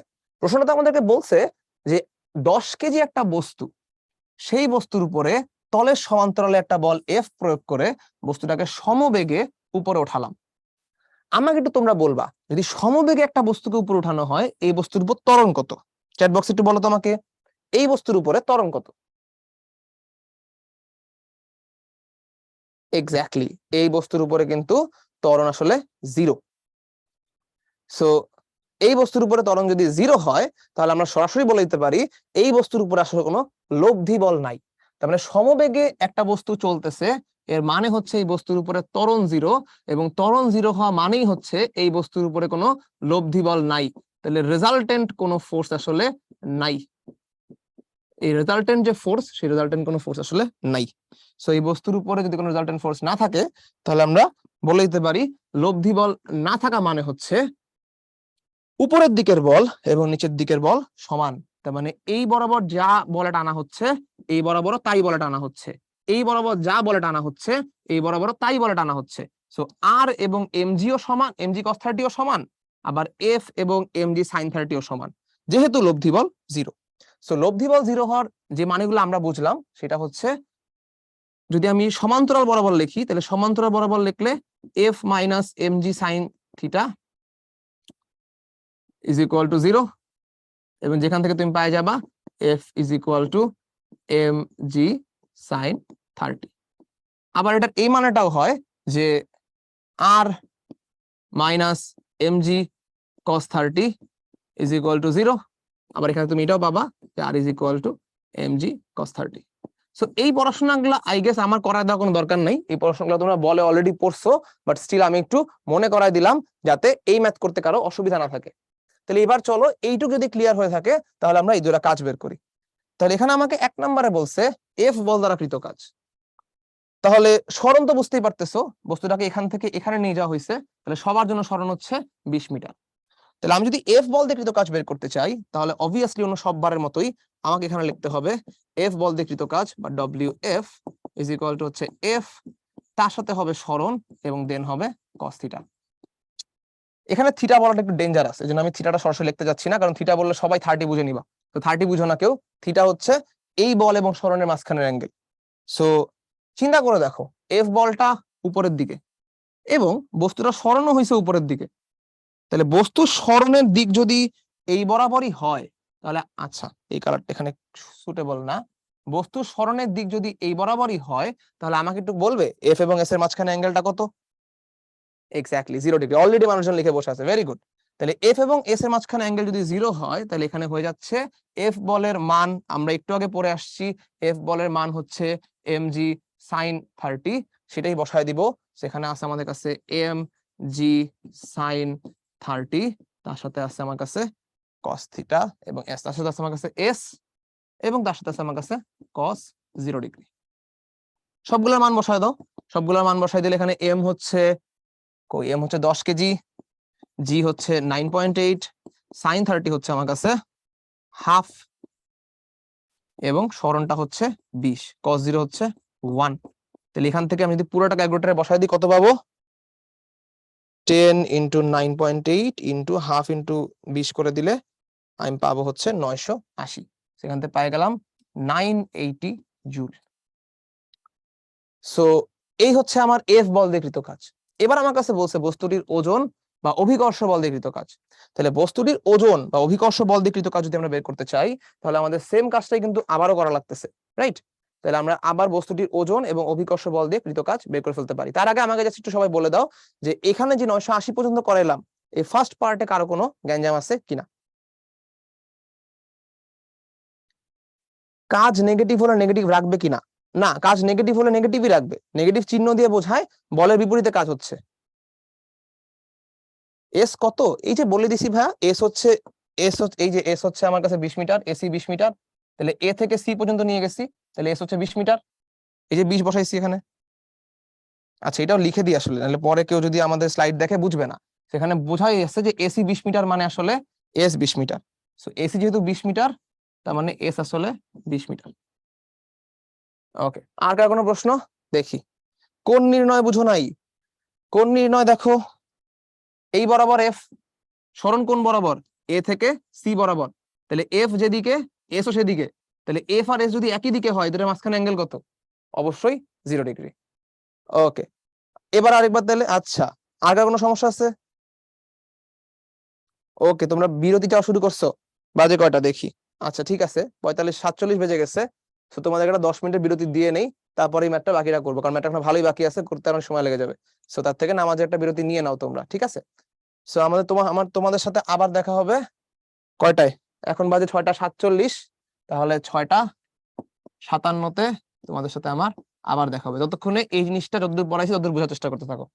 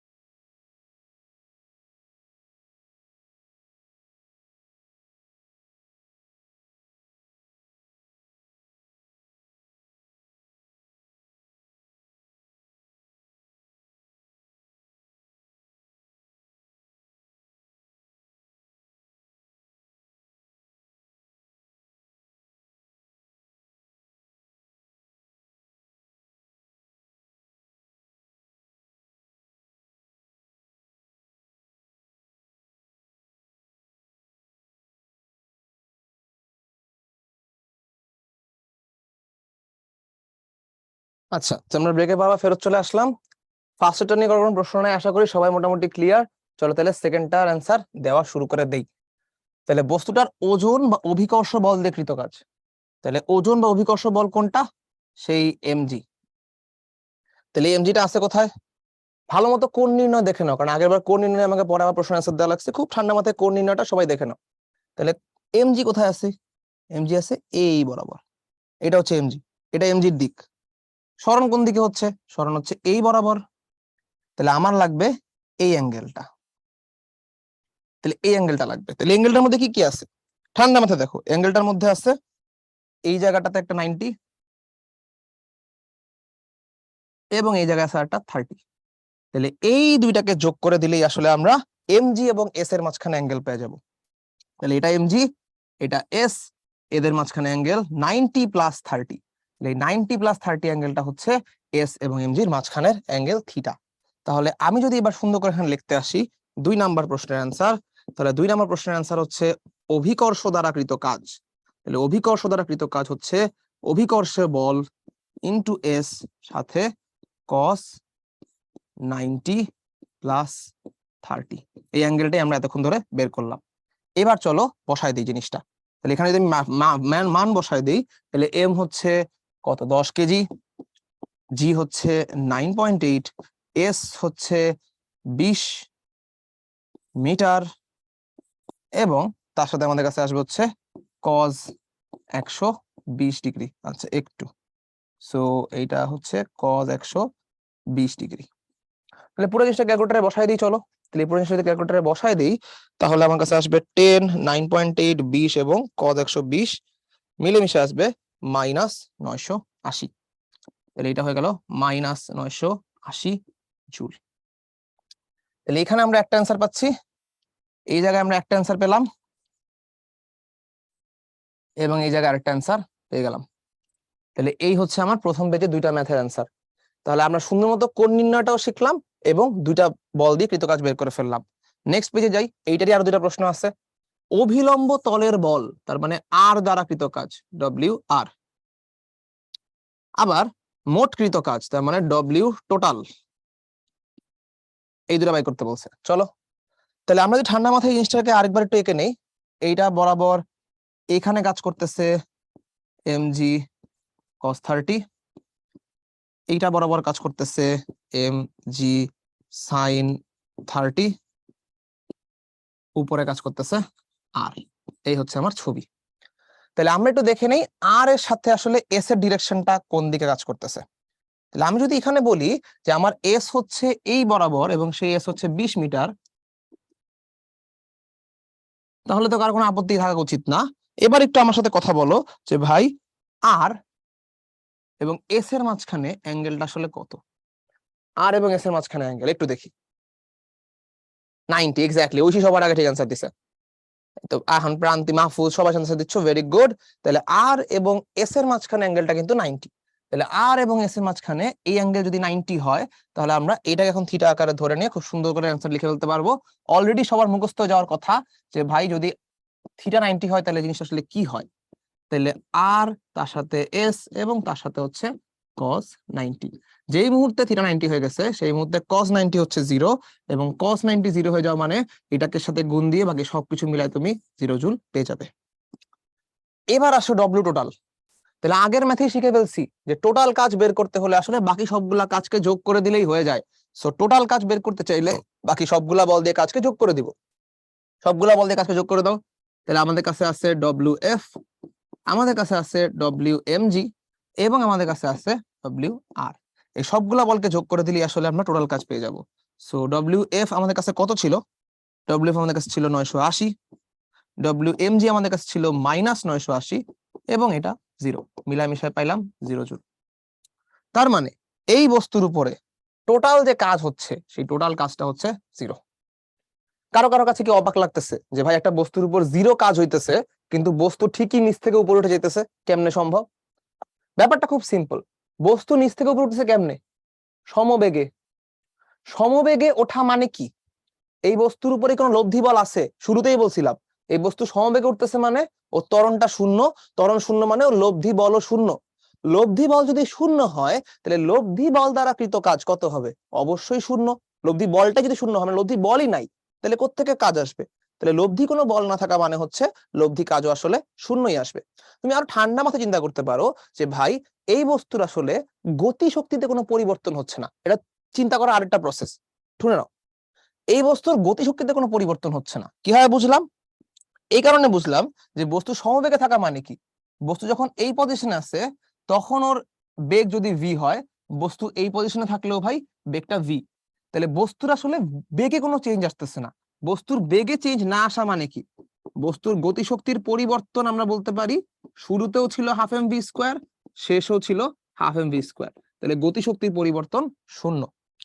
তাহলে বস্তুর যদি শক্তিতে কোনো পরিবর্তন না হয়, এই বস্তুর শক্তিতে যদি কোনো পরিবর্তন না হয়, তার মানে এই বস্তু আসলে বাইরে থেকে কোনো এনার্জি পাচ্ছে না।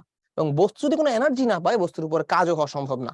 এটা আমরা খুব সুন্দর করে প্র্যাকটিক্যাল লাইফ দিয়ে বলতে পারি। আমরা শক্তি দেই, শক্তি দিয়ে কাজ করি। আমরা যতটুকু শক্তি হারাই ঠিক অতটুকুই কাজ হয়।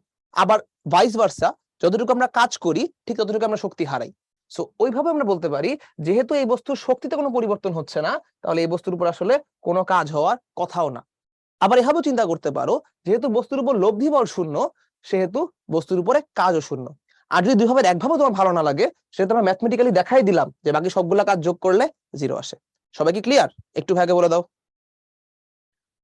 ওজনকে উপাংশ নিছি, তাহলে এমজি কেন নিলাম? আচ্ছা, সো এমজি কেন নিলাম? কারণ তোমাকে তো বলছে ওজনের সাথে কৃত কাজ বের করতে, তোমাকে তো বলে নাই যে ওজনের এই উপাংশ বরাবর কাজ বের করো বা এই উপাংশ বরাবর কাজ করো। তোমাকে বলছে পুরা ওজনটা বরাবর কাজ কত। তাহলে পুরা ওজন দিয়ে কৃত কাজ যদি আমি করি, তাহলে ওজনের সাথে অ্যাঙ্গেল নিব। ব্যাপারটা কি বোঝা গেছে? আচ্ছা, ডব্লিউ নেগেটিভ আসছে, এটা স্কেলার কিভাবে হয়? এরকম করে আরো কোটি কোটি জিনিস দেখবা যেটা স্কেলার কিন্তু নেগেটিভ আসতেই পারে।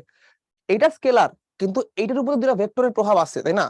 সো এইটা নেগেটিভ আসতেই পারে, এবং নেগেটিভ আসা মানে হচ্ছে বল যেদিকে তার বিপরীতে কাজ হচ্ছে। এই সো তুমি এইটা চিন্তা করো বরঞ্চ যে কাজ নেগেটিভ আসা মানে কি। কাজ নেগেটিভ আসা মানে হচ্ছে বল যেদিকে, বল যেদিকে সেই দিকে কাজ হয় নাই, এদিক বরাবর কোনো কাজ হয় নাই। বল যেদিকে সেদিকে কাজ হয় নাই, কাজ হচ্ছে তার উল্টা দিকে। তাহলে বল যেদিকে, সরণ যদি তার উল্টা কোনো দিকে হয়, তাহলেই কাজ নেগেটিভ আসবে। সো বল এদিকে কিন্তু সরণ হয়েছে উল্টা দিকে, তাইলেই কাজ নেগেটিভ। আচ্ছা, আশা করি জিনিসটা সবার কাছে ক্লিয়ার। আমি একটা ইংলিশ ওয়ার্ড বলছি, কোন ইংলিশ ওয়ার্ডটা বলছি আপু, সেটার মিনিং একটা তুমি আমাকে আলাদা করে না বললে তো হবে না। আচ্ছা, ওকে ওকে, ঠিক আছে। তাহলে এই হচ্ছে মোটামুটি আমার কাছে এই চ্যাপ্টার থেকে, মানে এই আপাতত এই ম্যাথ থেকে আশা করি সবাই মোটামুটি ক্লিয়ার। 120 কেমন জিজ্ঞেস করতেছ? হ্যাঁ, তখন তো খেয়াল করনি। আসো তাহলে আরেকবার লাস্ট তোমাকে জন্য প্রশ্নটা অ্যান্সার দিয়ে এই ম্যাথ থেকে সরে যাব। এটা হচ্ছে এমজি, বলের দিক, বল। এটা হচ্ছে সরণ, তাহলে বলো মাঝখানে অ্যাঙ্গেল কি? এইটা। তাহলে এই অ্যাঙ্গেল যদি তুমি চাও, তাহলে অ্যাঙ্গেলের মধ্যে দুইটা পার্ট আছে, একটা হচ্ছে এই পাশে সেটা 90, আর এই পাশে সেটা 30। তাহলে 90 এবং 30 যোগ করে দিলে পাবো আমরা 120। সো এই আরেকবার বুঝাই দিলাম, হোপফুলি এখন সবাই ক্লিয়ার। একটু ভাইকে লাস্টবারের মতো সি লিখে দাও, তাহলে ভাই সামনে আগাবো। ওকে, ভেরি গুড, সবাই মোটামুটি সিসি। তাহলে যেহেতু সবাই ক্রিস্টাল ক্লিয়ার হয়ে গেছো, চলো আমরা এই ম্যাথ থেকে সরে সামনে আগাই। তাহলে এতক্ষণ আমরা যা পড়লাম সেটাকে মোটামুটি একটা ছক করে তোমাদের এখানে দেওয়া আছে। সো এই ছকটার মধ্যেই তোমরা দেখতে পাবে যে ভাই যদি কৃত কাজের জন্য যদি বল এবং সরণের মাঝখানের অ্যাঙ্গেল 90 থেকে ছোট হয়, তাহলে অবশ্যই কাজ ধনাত্মক। একদম ফিজিক্স দিয়ে বুঝতে চাইলে তুমি বুঝতে পারো যে ভাই এই বলটা আসলে এই সরণটাকে সাহায্য করতেছে, মানে এই বলটা এই সরণটার কাছাকাছি একদিকে আছে এবং এই বলটা এই সরণটা ঘটাইতে সাহায্য করতেছে। তাহলে তাই যদি হয়, তাহলে আমি বলতে পারবো যে কাজটা আসলে ধনাত্মক। ম্যাথমেটিক্যালি আমি যদি বলতে চাই, তাহলে ম্যাথমেটিক্যালি বললে আমাকে এটা বলতে হবে যে theta is greater than or equal to 0, less than equal to less than 90। এটা হচ্ছে ম্যাথমেটিক্যাল। যদি থিটা 0 থেকে সমান বা বড় হয় এবং 90 থেকে ছোট হয়, তাহলে অবশ্যই কাজ পজিটিভ। আর ফিজিক্যালি বুঝতে গেলে এই বলটা, এই যে বলটা এখানে আছে, এই বলটা যদি সরণটা ঘটাতে সাহায্য করে, তাহলে আমি বলতে পারবো কাজটা পজিটিভ। এরপরে আমরা বলতেছি থিটা যদি 90 হয়ে যায়, তখন সেই কাজটা হচ্ছে শূন্য কাজ। তার মানে একটু আগে আমরা এটার অনেকগুলো উদাহরণ দেখছি, সরণ যেদিকে বল তার থেকে 90। তাহলে এই বলের এই সরণ বরাবর কোনো উপাংশ নাই, এই বরাবর কোনো উপাংশ নাই, আবার উল্টা বরাবর কোনো উপাংশ নাই। যেহেতু এই সরণের এই বরাবর উপাংশ নাই, আবার এই বরাবর উপাংশ নাই, আমরা বলতে পারি যে এই বলটা আসলে এই সরণটা ঘটাইতে সাহায্য করতেছে না, বাধাও দিচ্ছে না, সেই জন্য কৃত কাজটা শূন্য। আর ম্যাথমেটিক্যালি বলতে চাইলে, এই জায়গায় একটু ভুলভাল লেখা, ম্যাথমেটিক্যালি বলতে চাইলে থিটা যদি 90 সমান হয় সেক্ষেত্রে কাজটা শূন্য। আচ্ছা, লাস্টলি ঋণাত্মক কাজ, যদি ঋণাত্মক কাজ হইতে হয় তখন আমরা বলতে পারবো ম্যাথমেটিক্যালি বলতে চাইলে theta greater than 90 and less than equal to 180। এই জিনিস যদি ঘটে যায় তাহলে আমরা বলতে পারবো যে ভাই কৃত কাজ ঋণাত্মক। কেন বলতে পারবো? ফিজিক্যালি একটু বুঝে নিই। ফিজিক্যালি যদি বুঝতে যাই তাহলে এই বলটার আসলে এই বরাবর একটা উপাংশ আছে এবং এই বরাবর একটা উপাংশ আছে। সো যেহেতু বলটার উপাংশ এই বরাবর, উল্টা দিক বরাবর উপাংশ আছে, এই উল্টা দিক বরাবর যে উপাংশটা আছে এই উপাংশটা এই সরণকে বাধা দিচ্ছে। সো ফিজিক্যালি বুঝতে গেলে খুব ঠান্ডা মাথায় বোঝানো, ফিজিক্যালি বুঝতে গেলে এই বলটার এই বরাবর একটা উপাংশ আছে। সো এই বলটার যে এই বরাবর উপাংশ আছে, মনে করি আমি উপাংশ দিয়ে ভাগ করে দিই এটাকে, এই বরাবর একটা উপাংশ, এই বরাবর একটা উপাংশ, তাহলে এই বলটার এই বরাবর যে উপাংশটা আছে সেটা সরণকে সাহায্য করতেছে, এই জন্য কাজটা পজিটিভ। এই বলটার এই বরাবর কোনো উপাংশ নাই, এই বরাবর কোনো উপাংশ নাই, সুতরাং এই বল সরণকে সাহায্য করে না, বাধাও দেয় না, এই জন্য কাজটা জিরো। এই বলটার আসলে উল্টা দিক বরাবর একটা উপাংশ আছে, সুতরাং এই বলটা আসলে এই সরণটাকে বাধা দেয়। সো বল যদি সরণকে বাধা দেয় সেক্ষেত্রে আমরা বলতে পারি ঋণাত্মক কাজ। ব্যাপারটা কি ক্লিয়ার? একটু ভাইকে সি লিখে দাও তো।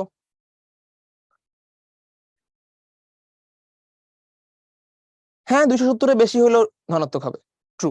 এই কথাটা আমাদের ভাই খুব ভালো কথা বলেছে।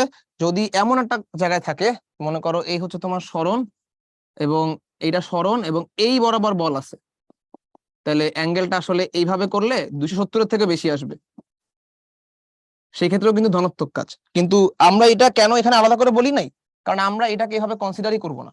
আমরা এই চ্যাপ্টারে যত ম্যাথ করব সেই সব ম্যাথে আমরা কনসিডার করবো জিনিসটাকে এইভাবে, এটা সরণ এটা বল, সো মাঝখানে অ্যাঙ্গেল থিটা, এভাবে কনসিডার করবো। সেই থিটাটা আবার এখানে পড়ে যাবে 90 থেকে ছোট। আশা করি বুঝতে পারছো। নেগেটিভ হবে যখন থিটা এটার থেকে বেশি। আহা, এই যে নেগেটিভের শর্ত, 90 থেকে বড়, 180 সমান বা ছোট। সো থিটা যখন 90 থেকে বড় এবং 180 সমান বা ছোট, তখন আমাদের বল আসলে সরণকে বাধা দেয়, এই বরাবর উপাংশ দেয়, সেই ক্ষেত্রে কাজ হয়ে যাবে নেগেটিভ। 2 নাম্বারটা হচ্ছে বল এবং সরণের মাঝখানে অ্যাঙ্গেল 90, সুতরাং বল আসলে সরণকে সাহায্য করে না, বাধাও দেয় না, এই বরাবর উপাংশ শূন্য, এই বরাবর উপাংশ শূন্য, সাহায্য করতেছে না, বাধাও দিচ্ছে না, তাই আসলে কাজই হচ্ছে না এই বল দিয়ে কোনো। ওকে, এই আশা করি আমরা বুঝে গেছি। তাহলে চলো আমরা সামনের দিকে যাই। তাহলে এবার হচ্ছে ধনাত্মক, ঋণাত্মক এবং শূন্য তিনটারই একটা করে উদাহরণ তোমাদের কাছে একটু ক্লিয়ার করে বোঝানো আছে। দেখো এইখানে কি হচ্ছে এটা একটু বুঝে নাও। হাত দিয়ে এই বাক্সটাকে আমি সমবেগে নিচে নামাচ্ছি, তাহলে হাত দিয়ে এই বাক্সকে যদি আমি সমবেগে নিচে নামাই, তার মানে এর উপর কোনো লব্ধি বল নাই। এই বস্তুকে সমবেগে নিচে নামাচ্ছি, আমি লিখে রাখি একটু, সমবেগে নিচে নামাচ্ছি। সো সমবেগে নিচে নামাচ্ছি।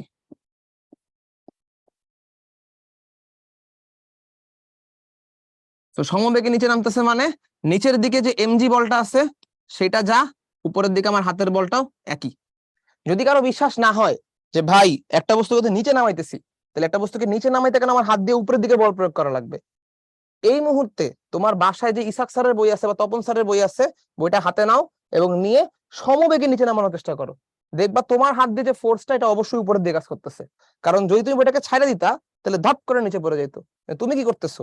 হাত দিয়ে এটাকে আটকায় আস্তে আস্তে নিচে নামাচ্ছ। তো তুমি যদি আস্তে আস্তে নিচে নামাও, পৃথিবীর তোমার এই বইয়ের উপর বল নিচের দিকে, তোমার হাতের বল উপরের দিকে, তাহলে তোমার হাত দিয়ে বল হচ্ছে এটা, এটা হচ্ছে তোমার হাতের বল, আর এটা হচ্ছে পৃথিবীর বল, এবং দুইটা সমান, দুইটা একে অপরের সমান দেখেই বস্তুটা সমবেগে নিচে নামতেছে, নাহলে একটা ত্বরণে নিচে নামতো। তাহলে এবার চিন্তা করে দেখো, তোমার হাতের বল উপরের দিকে এবং পৃথিবীর বলটা নিচের দিকে, সরণটা আসলে কোন দিকে হচ্ছে? তোমার হাতের বল উপরের দিকে, পৃথিবী বল নিচের দিকে, কিন্তু সরণ তো ভাই নিচের দিকেই হচ্ছে, কারণ বস্তুকে তুমি নিচে নামাচ্ছ। তাহলে বস্তুকে নিচে নামাচ্ছ মানে বস্তুর যে সরণ সেই সরণ কিন্তু হচ্ছে আসলে নিচে। এবার তাহলে চিন্তা করে দেখো, যদি আমি বলি পৃথিবী দ্বারা কৃত কাজ, পৃথিবী দ্বারা কৃত কাজ, তাহলে পৃথিবী দ্বারা কৃত কাজের ক্ষেত্রে পৃথিবীর বলটা ছিল নিচের দিকে, সরণ নিচের দিকেই হচ্ছে, তাহলে আমি বলতে পারবো পৃথিবীর বল দ্বারা কৃত কাজটা কিন্তু ধনাত্মক। কিভাবে হইলো? বল যেদিকে সরণও সেদিকে। এবার যদি আমি আসি আমার হাত দ্বারা কৃত কাজ, আমার হাত দ্বারা কৃত কাজ সেটা কি হবে? আমার হাত দ্বারা কৃত কাজটা কিন্তু ঋণাত্মক। কেন? সেটাও এখান থেকে একই কারণ, ক্লিয়ার অ্যাজ ডে। আমি যদি আমার হাত দিয়ে কৃত কাজ চিন্তা করি, আমার হাতের বল উপরের দিকে, আমার হাতের বল উপরের দিকে কিন্তু সরণ হচ্ছে নিচের দিকে, তাহলে আমার হাতের বল যেদিকে সরণ তার উল্টা দিকে হচ্ছে, সরণ তার উল্টা দিকে হয় কৃত কাজ অবশ্যই ঋণাত্মক। একটু ঠান্ডা মাথা যদি চিন্তা করে দেখো তাহলে অবশ্যই বুঝতে পারবা। শোনো, নেগেটিভ হওয়া সত্ত্বেও ভেক্টর নয়, তোমার এটা চিন্তা করতে কষ্ট হচ্ছে। তুমি সামনে গিয়ে তড়িৎ প্রবাহ পাবা, তুমি সামনে গিয়ে বিভব পাবা, আরো কোটি কোটি এমন জিনিস পাবা যেটা স্কেলার কিন্তু নেগেটিভ হয়। সেটা নিয়ে টেনশন করার তো আসলে কোনো কারণ দেখি না। ওকে, আচ্ছা, সাদ একটা ভালো প্রশ্ন করছে, এইটা একটু আমি অ্যান্সার করি, ঠিক আছে? নেট বল যদি শূন্য হয় তাহলে আসলে স্থির থেকে সমবেগে কিভাবে আসছে, এইটা নিয়ে টেনশন করতে একটু চেষ্টা করতেছে সাদ। আমি খুব ছোট করে একটা অ্যান্সার দিয়ে দিই, এটা অ্যান্সারটা বেশ ইন্টারেস্টিং। মনে করো তুমি একটা ফুটবল কে লাথি দিবা, একটা ফুটবলকে তুমি লাথি দিলা এবং লাথি দেওয়ার কারণে ফুটবল সমবেগ পাইলো একটা, তাহলে ফুটবলকে তোমার লাথি দেওয়ার কারণে, ফুটবলকে লাথি দেওয়ার কারণে ফুটবল চলে আসছে এখানে এবং ফুটবল বিবেগ প্রাপ্ত হয়েছে।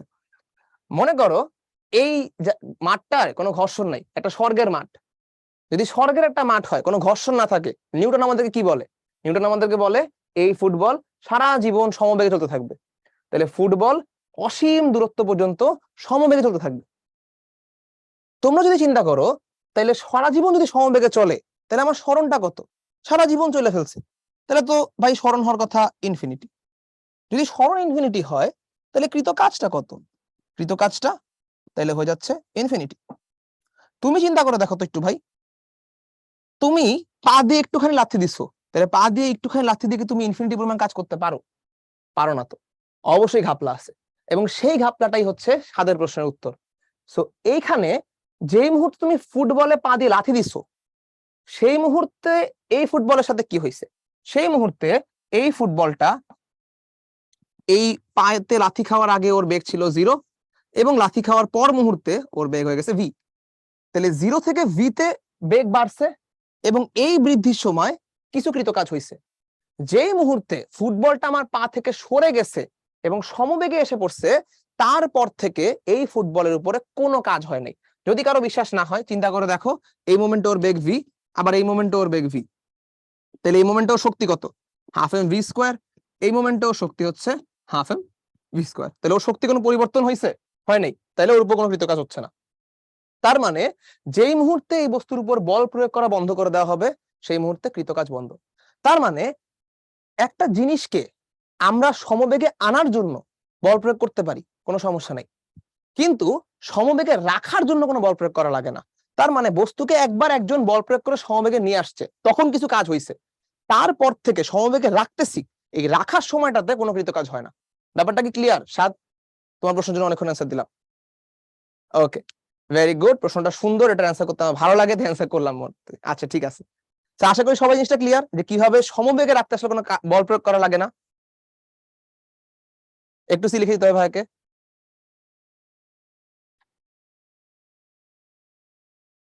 আগে প্রযুক্ত বল তো প্রয়োগ হয়ে বন্ধ হয়ে গেছে, ওটা তো আর নাই।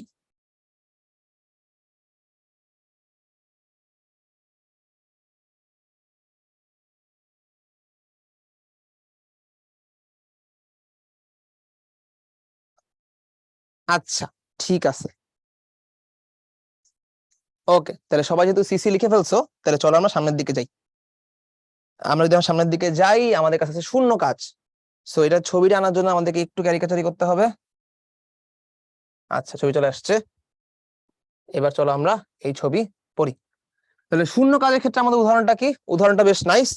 আমরা এখানে একটা বস্তুকে হাতে ধরে ঘুরাচ্ছি, সেই বস্তু যদি হাতে ধরে ঘুরাই তাহলে এই জিনিসটা এমনে ঘুরতেছে। তাহলে একটা বস্তুকে যদি আমি ভাবে হাতে ধরে ঘোরানো শুরু করি, তাহলে এর উপর প্রযুক্ত বলটা কোন দিকে? আমরা সবাই মোটামুটি জানি যে এর উপর একটা কেন্দ্রমুখী বল প্রযুক্ত হয়। সেই কেন্দ্রমুখী বলের দিক কোন দিকে বলতো? কেন্দ্র বরাবর। তাহলে কেন্দ্রমুখী বলের দিক হচ্ছে কেন্দ্রের দিকে। এই বস্তু সরণ কোন দিকে হয়? সরণটা হয় স্পর্শক বরাবর। তাহলে আমি যদি একটা ডিফারেন্ট জায়গায় এঁকে দিই, তাহলে তোমাদের জন্য একটু সুবিধা হবে। মনে করো আমি এই পয়েন্টে আঁকি, তাহলে এই পয়েন্টে আঁকলে কেন্দ্রমুখী বলটা হচ্ছে কেন্দ্রের দিকে, আর সরণটা হচ্ছে স্পর্শকের দিকে। আমাকে একটু বলো তো, এই কেন্দ্রমুখী বল এবং স্পর্শ এবং এই সরণের মাঝখানে অ্যাঙ্গেলটা কত? এই তো সবাই পারতেছো, ভেরি গুড। এই যে অ্যাঙ্গেলটা, এটা কিন্তু ভাই 90। তাহলে এটা যদি 90 হয়, তাহলে এই কেন্দ্রমুখী বল দ্বারা কৃত কাজটা কত হবে? তাহলে এই কেন্দ্রমুখী বল দ্বারা কৃত কাজ হবে কেন্দ্রমুখী বল ইন্টু সরণ ইন্টু cos 90। তাহলে কেন্দ্রমুখী বল দ্বারা কৃত কাজ সবসময় 0। তাহলে একটা বস্তু যখন ঘুরে, তখন কেন্দ্রমুখী বল দ্বারা কৃত কাজটা সবসময় 0 হয়। সো এই হচ্ছে একটা 0 কাজের উদাহরণ, যেটা তোমরা প্র্যাকটিক্যাল লাইফে দেখো। এস এর দিক দুইটা আলাদা কেন? ও আচ্ছা আচ্ছা, এখানে একটা মজার ব্যাপার, এই এসটা আসলে এভাবে না, আমি বস্তুটাকে উল্টা দিকে ঘুরে ফেলছি।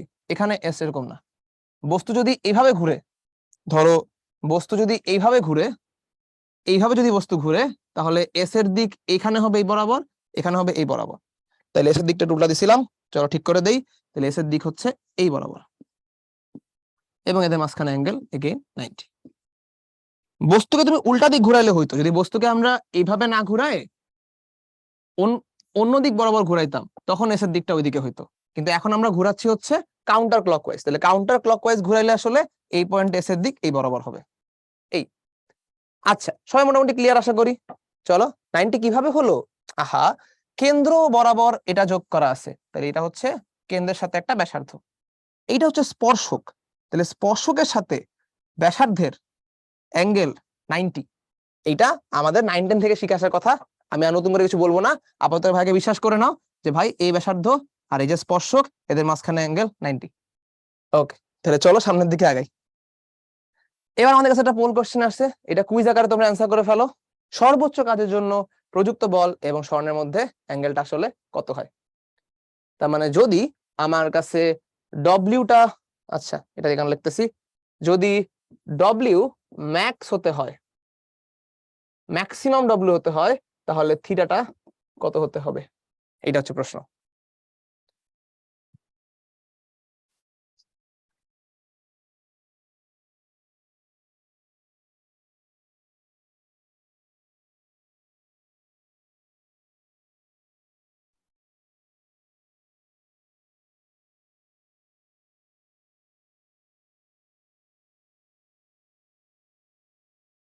আচ্ছা, ঠিকঠাক মতো পার্টিসিপেট করে ফেলো তোমরা।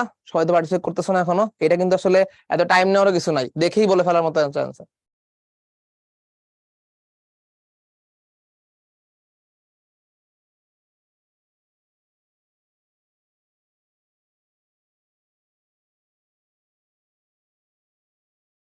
আচ্ছা, সো এটার জন্য আর সময় দেওয়া উচিত না তোমাদেরকে, আর 3 সেকেন্ড সময় দিই। তাহলে closing the pole at 3, 2, 1।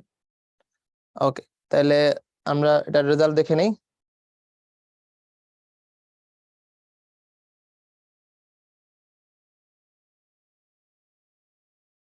Generate হয়ে গেলে রেজাল্ট পেয়ে যাবা তোমরা।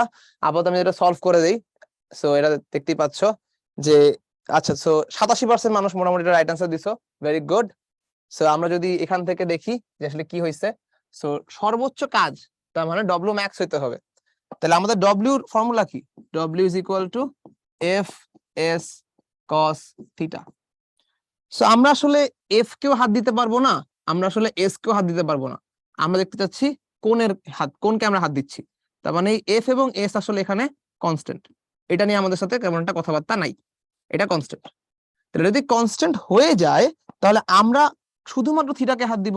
শুধুমাত্র থিটাকে হাত দিয়ে কি হবে? সর্বাধিক কাজ পাওয়া সম্ভব।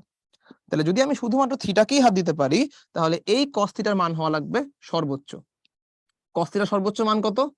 কস থিটা ম্যাক্স মান হচ্ছে 1। 1 এর থেকে বড় কখনোই কস থিটার মান হতে পারে না। তাহলে কস থিটার মান যদি সর্বোচ্চ হইতে হয়, তার মানে কস থিটার মান হইতে হবে 1, এবং কস থিটার মান যদি 1 হইতে হয়, অবশ্যই থিটা ইজ ইকুয়াল টু 0। তার মানে থিটা যখন 0, তখন হচ্ছে ডব্লিউ এর মান সর্বোচ্চ। এইটা বুঝলাম ম্যাথমেটিক্যালি, আমরা যদি ফিজিক্যালি বুঝতে চাই তাহলে বল হচ্ছে যেই বরাবর, সরণকেও যদি আমি সেই বরাবরই করতে পারি, তাহলে এবার চিন্তা করে দেখো আমরা কি পড়ছি। আমরা পড়ছি বল এবং বল বরাবর সরণের উপাংশের গুণফল। তাহলে বল এবং সরণ যদি একই দিকে হয়, তার মানে সম্পূর্ণ সরণটাই বলের দিকে হচ্ছে, অবশ্যই বল এবং সরণের উপাংশের গুণফলটাও সর্বোচ্চ হবে। কারণ সম্পূর্ণ সরণ যদি বলের দিকে হয়, তার মানে এই ক্ষেত্রেই তুমি পুরো সরণটা দিয়ে গুণ দিতে পারছো, এবং পুরা সরণ এবং পুরা বলের গুণফল এই ক্ষেত্রেই সম্ভব, এবং এই ক্ষেত্রেই তুমি পাবা W = Fs। তাহলে এইটাই হবে তোমার সর্বোচ্চ কাজ। তাহলে সর্বোচ্চ কাজের জন্য এই অ্যাঙ্গেলটা হওয়া লাগবে 0 ডিগ্রি। তাহলে কংগ্রেচুলেশন, তোমরা ৭০% মানুষ ঠিক অ্যান্সার দিছো। এবার চলো সামনের দিকে যাই। আচ্ছা, একটু আমাকে চ্যাট বক্স এটা তাহলে বলে দাও যে সবাই এটা ক্লিয়ার কিনা, একটু সি লিখে দাও ভাইয়াকে। আচ্ছা, ভেরি গুড। তাহলে চলো সামনের দিকে যাই। ধ্রুব বল দ্বারা কৃত কাজ এবং পরিবর্তনশীল বল দ্বারা কৃত কাজ, জাস্ট থিওরিটা বুঝে রাখবো আমরা, আজকে খুব বেশি আহামরি এখানে পড়াশোনা হবে না, এটা আমরা নেক্সট ক্লাসে ঠিক মতো অ্যান্সার করবো। সো ধ্রুব বল দ্বারা কৃত কাজ মানে কি, এটাই তোমরা পুরো 9 10 পড়ে আসছো, যে আমি যদি এই একটা সরণ ঘটাই, মনে করো এখান থেকে এই পর্যন্ত সরণ হয়েছে এবং পুরো সরণটা হচ্ছে 50 মিটার, সেই 50 মিটার সরণ জুড়ে প্রত্যেকটা পয়েন্টে বলের একটাই মান ছিল।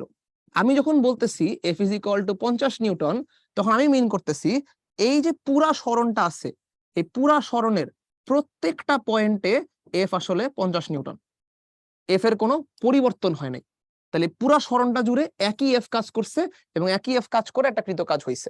সেই কৃত কাজ যদি আমরা বের করতে চাই, তাহলে সেই কৃত কাজ আসলে এখান থেকেই বলে দেওয়া যাবে যে দেখো ভাই, আমার কাছে যদি একটা F থাকে, সেটা গ্রাফটা দিলে কেমন হবে যদি আমরা একটু বলে দিই। ওই গ্রাফ তো আছে, একটা গ্রাফ আমরা আমাদের মতো আঁকি। সো এইটা মনে করো বললাম আমি F আছে Y অক্ষে, X অক্ষে আছে S।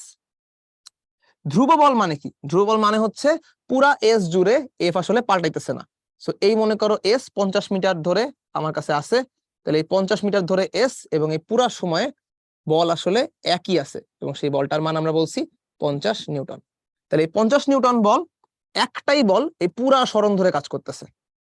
তুমি যদি বাই চান্স এই জিনিসটার ক্ষেত্রফল বের করার চেষ্টা করো, তাহলে কি আসবে দেখো তো। এখানে একটা আয়তক্ষেত্র আসবে এবং এই আয়তক্ষেত্রের ক্ষেত্রফলটা কত হবে? এই আয়তক্ষেত্রের ক্ষেত্রফলটা হবে দৈর্ঘ্য ইনটু প্রস্থ। তো এখানে আসলে ভাগ্যক্রমে এটা বড় ক্ষেত্র হয়ে গেছে, বড় ক্ষেত্র নাও হইতে পারতো।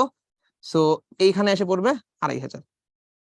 এবং তুমি যদি চেষ্টা করে দেখো যে এই এরিয়া বের না করে তুমি সেখান থেকে কৃত কাজ বের করতে চাও, সেই কৃত কাজও কিন্তু ভাই W = Fs, এবং সেটাও কিন্তু আসলে 50 × 50 2500। তো এখান থেকে আমরা দুটো জিনিস বুঝতেছি, এক হচ্ছে ধ্রুব বল দিয়ে কাজ করা মানে হচ্ছে পুরা সরণ জুড়ে বলের মানে কোনো পরিবর্তন হবে না। আর দুই, যেটা বুঝলাম সেটা হচ্ছে বল বনাম সরণ, এই গ্রাফের যে ক্ষেত্রফল, সেই ক্ষেত্রফলটা আসলে কাজ নির্দেশ করে। তার মানে বল বনাম সরণ গ্রাফে যদি ক্ষেত্রফল বের করি আমরা একটা, সো এই ক্ষেত্রফলটা হবে আমার কৃত কাজ। তাহলে বল বনাম সরণ গ্রাফের যে এরিয়া, সেই এরিয়াটা হচ্ছে কাজ। এবার যদি আমাকে জিজ্ঞেস করো কেন, তার কারণ আছে, এবং সেই কারণটা আমরা পরের জাস্ট স্লাইডটাতে গিয়েই ঠিক মতো বুঝতে পারবো। আপাতত জাস্ট প্রমাণ করে দেখাই দিলাম যে ভাই ওখানে যা এখানে তাই। সো এই গ্রাফ অনুযায়ী যদি চিন্তা করি, তাহলে এই গ্রাফ অনুযায়ী F এর মান হচ্ছে 30, এই গ্রাফ অনুযায়ী এখানে দেখা যাচ্ছে F এর মান 30, এবং এখানে দেখা যাচ্ছে সরণের মান হচ্ছে 20। সো তুমি এরিয়া বের করো অথবা কাজ বের করো, দুইটা দিয়ে আসলে একই জিনিস করতে হবে তোমাকে, F × S, এবং এখানে আসবে 30 × 20 600 জুল। আশা করি বুঝতে পারছো যে এই জায়গাটার এরিয়াটাই আসলে কাজ হচ্ছে। সো এখানে আমরা ধরে নিচ্ছি একই দিকে হচ্ছে, এখানে cos থিটাটাকে 1 ধরে নেওয়া হয়েছে। সো যদি থিটা 1 না হয়, যদি cos থিটা মানে 0 ডিগ্রি না হয়, সেক্ষেত্রে তুমি S এর জায়গায় পাবা S cos থিটা। ঠিক আছে, এটা নিয়ে প্যারা খাওয়ার কোনো কারণ নেই। এবার আসি পরিবর্তনশীল বল দ্বারা কৃত কাজ। পরিবর্তনশীল বল দ্বারা কৃত কাজ বলতে আমরা কি বুঝাচ্ছি? পরিবর্তন বল দ্বারা কৃত কাজ বলতে আমরা বুঝাচ্ছি যে এইবার সম্পূর্ণ সরণ জুড়ে আসলে একই কাজ হচ্ছে না, তার একই বল কাজ করতেছে না। তাহলে আবারও আমরা যদি বলি এখানে একটা 50 মিটারের সরণ আছে, তাহলে এই 50 মিটারের সরণের মধ্যে এইবার আর একই বল কাজ করতেছে না। এই মোমেন্টে মনে করো বলের মান 50, এই মোমেন্টে বলের মান 51, এই মোমেন্টে মনে করো বলের মান 200, এখানে মনে করো বলের মান 400, আবার মনে করো এখানে হচ্ছে বলের মান 40। তাহলে এরকম প্রত্যেকটা মোমেন্টে বল পাল্টায় পাল্টা যাচ্ছে। এরকম কত ধরনের বল আছে? অসংখ্য বল আছে। এর মধ্যে সবচেয়ে ভালো উদাহরণটা যে তোমরা এখনই বুঝবা সেটা হচ্ছে অভিকর্ষ। যদি আমি এখান থেকে একটা বস্তুকে অনেক জোরে ছুঁড়ে মারি তাহলে সেই বস্তুটার কি হবে?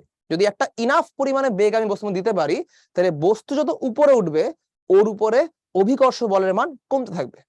তাহলে বস্তু যত উপরে উঠতেছে অভিকর্ষ বলের মান কমতেছে, তাহলে বস্তুর যে টোটাল সরণ সেই সরণের প্রত্যেকটা জায়গায় কিন্তু অভিকর্ষ বলের মান এক নাই, পাল্টায় যাচ্ছে। সেরকম প্রচুর বল আমরা রিয়েল লাইফে দেখি যেখানে আসলে বস্তুর উপরে টোটাল সরণের মধ্যে বলটা এক নাই। তাহলে বল যদি এক না থাকে তখন আমরা কি করি? তখন আমরা এই পুরো সরণটাকে ছোট্ট ছোট্ট ভাগে কেটে নিই। মানে আমরা বলি এরকম করে এই সরণটার মধ্যে আসলে অনেকগুলা ছোট ছোট ভাগ আছে। তাহলে এর মধ্যে যদি অনেকগুলো ছোট ছোট ভাগ থাকে, এরপর আমরা যে কাজটা করব এই প্রত্যেকটা ছোট্ট ছোট্ট জায়গার জন্য বল নিব। ছোট ছোট ভাগ করে আমার লাভ কি হইলো? লাভটা হচ্ছে আমি বলবো এই ছোট্ট ভাগটার মধ্যে, এই ছোট্ট ঘরটার মধ্যে বলটা আসলে ধ্রুব। আমি জানি না এই বলটা কত, এটা হইতে পারে 50, হইতে পারে 51, হইতে পারে 200, হইতে পারে 400, কিন্তু আমি বলতেছি এই ছোট্ট হলুদ ঘরটার জন্য এফ ধ্রুব। যাই হোক এটা 50 হোক, 51 হোক, 200 হোক, এটা পাল্টাইতে পারে নাই। এই ছোট্ট ঘরের মধ্যেই পাল্টা যায় নাই। এই ছোট্ট ঘরের মধ্যে 50 দিয়ে শুরু হইলে শেষও 50 দিয়ে হইছে, 51 দিয়ে শুরু হইলে শেষও 51 দিয়ে হইছে। এই ছোট্ট ঘরটার মধ্যে এফ হচ্ছে ধ্রুব, এটা আমরা ধরে নিলাম। যদি ধরে নিতে পারি তখন আমরা বলতে পারবো এই ছোট্ট ঘরটার মধ্যে যে ছোট্টকৃত কাজ, সেই ছোট্টকৃত কাজকে বলবো ডিডব্লিউ, এবং সেই ছোট্টকৃত কাজটা হচ্ছে আমার ছোট্ট সরণ ইন্টু ধ্রুব বল। তাহলে ধ্রুব বল ইন্টু ছোট্ট সরণ, তাহলে এটাকে আমি বলতেছি ক্ষুদ্র সরণ। এই ক্ষুদ্র সরণ যেটা এই প্রত্যেকটা জায়গার লেন্থ, এটা হচ্ছে ক্ষুদ্র কাজ, মানে ওই ক্ষুদ্র জায়গাটার কাজ। তাহলে এরকম করে তুমি চিন্তা করে যদি দেখো এই হলুদ বক্সটার মধ্যে একটা ক্ষুদ্র কাজ আছে, এই জায়গাটা একটা ক্ষুদ্র কাজ আছে, এখানে ক্ষুদ্র কাজ আছে, এরকম করে এখানে অসংখ্য অসংখ্য ক্ষুদ্র ক্ষুদ্র সরণের মধ্যে ক্ষুদ্র ক্ষুদ্র কাজ আছে, এবং এই প্রত্যেকটা ক্ষুদ্র কাজ যদি আমরা যোগ করে দিতে পারি তাহলে আমরা পেয়ে যাব টোটাল কাজ। ম্যাথমেটিক্যালি যদি এই ক্ষুদ্র ক্ষুদ্র জিনিসগুলোকে যোগ করে দিতে হয় সেইটার উপায় হচ্ছে ইন্টিগ্রেশন। সো আমরা ইন্টিগ্রেশনের মাধ্যমে এই ক্ষুদ্র ক্ষুদ্র ক্ষুদ্র ক্ষুদ্র কাজগুলোকে আসলে যোগ করে দিতে পারি। সো আমি যদি বলি যে আমার যাত্রার শুরুতে সরণ ছিল x1 এবং যাত্রার শেষে সরণ হয়েছে x2, এই জায়গায় আমরা x1 থেকে x2 লিমিটে f এবং ds এর গুণফলকে ইন্টিগ্রেশন করে ফেলবো। এবার একটু আমার সাথে কথাবার্তা বলো যে ইন্টিগ্রেশন তোমরা কতদূর পারো? তোমরা কি ম্যাথ ক্লাসে ইন্টিগ্রেশন পড়ছো?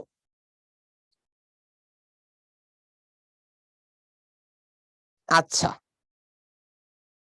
ম্যাথ ক্লাসে এখন ইন্টিগ্রেশন হয়নি, ডিফারেন্সিয়েশন কি হয়েছে?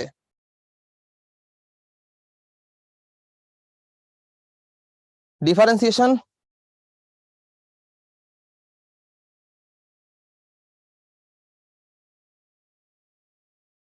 আচ্ছা, ডিফারেন্সিয়েশন শুরু হয়েছে, ভালো কথা।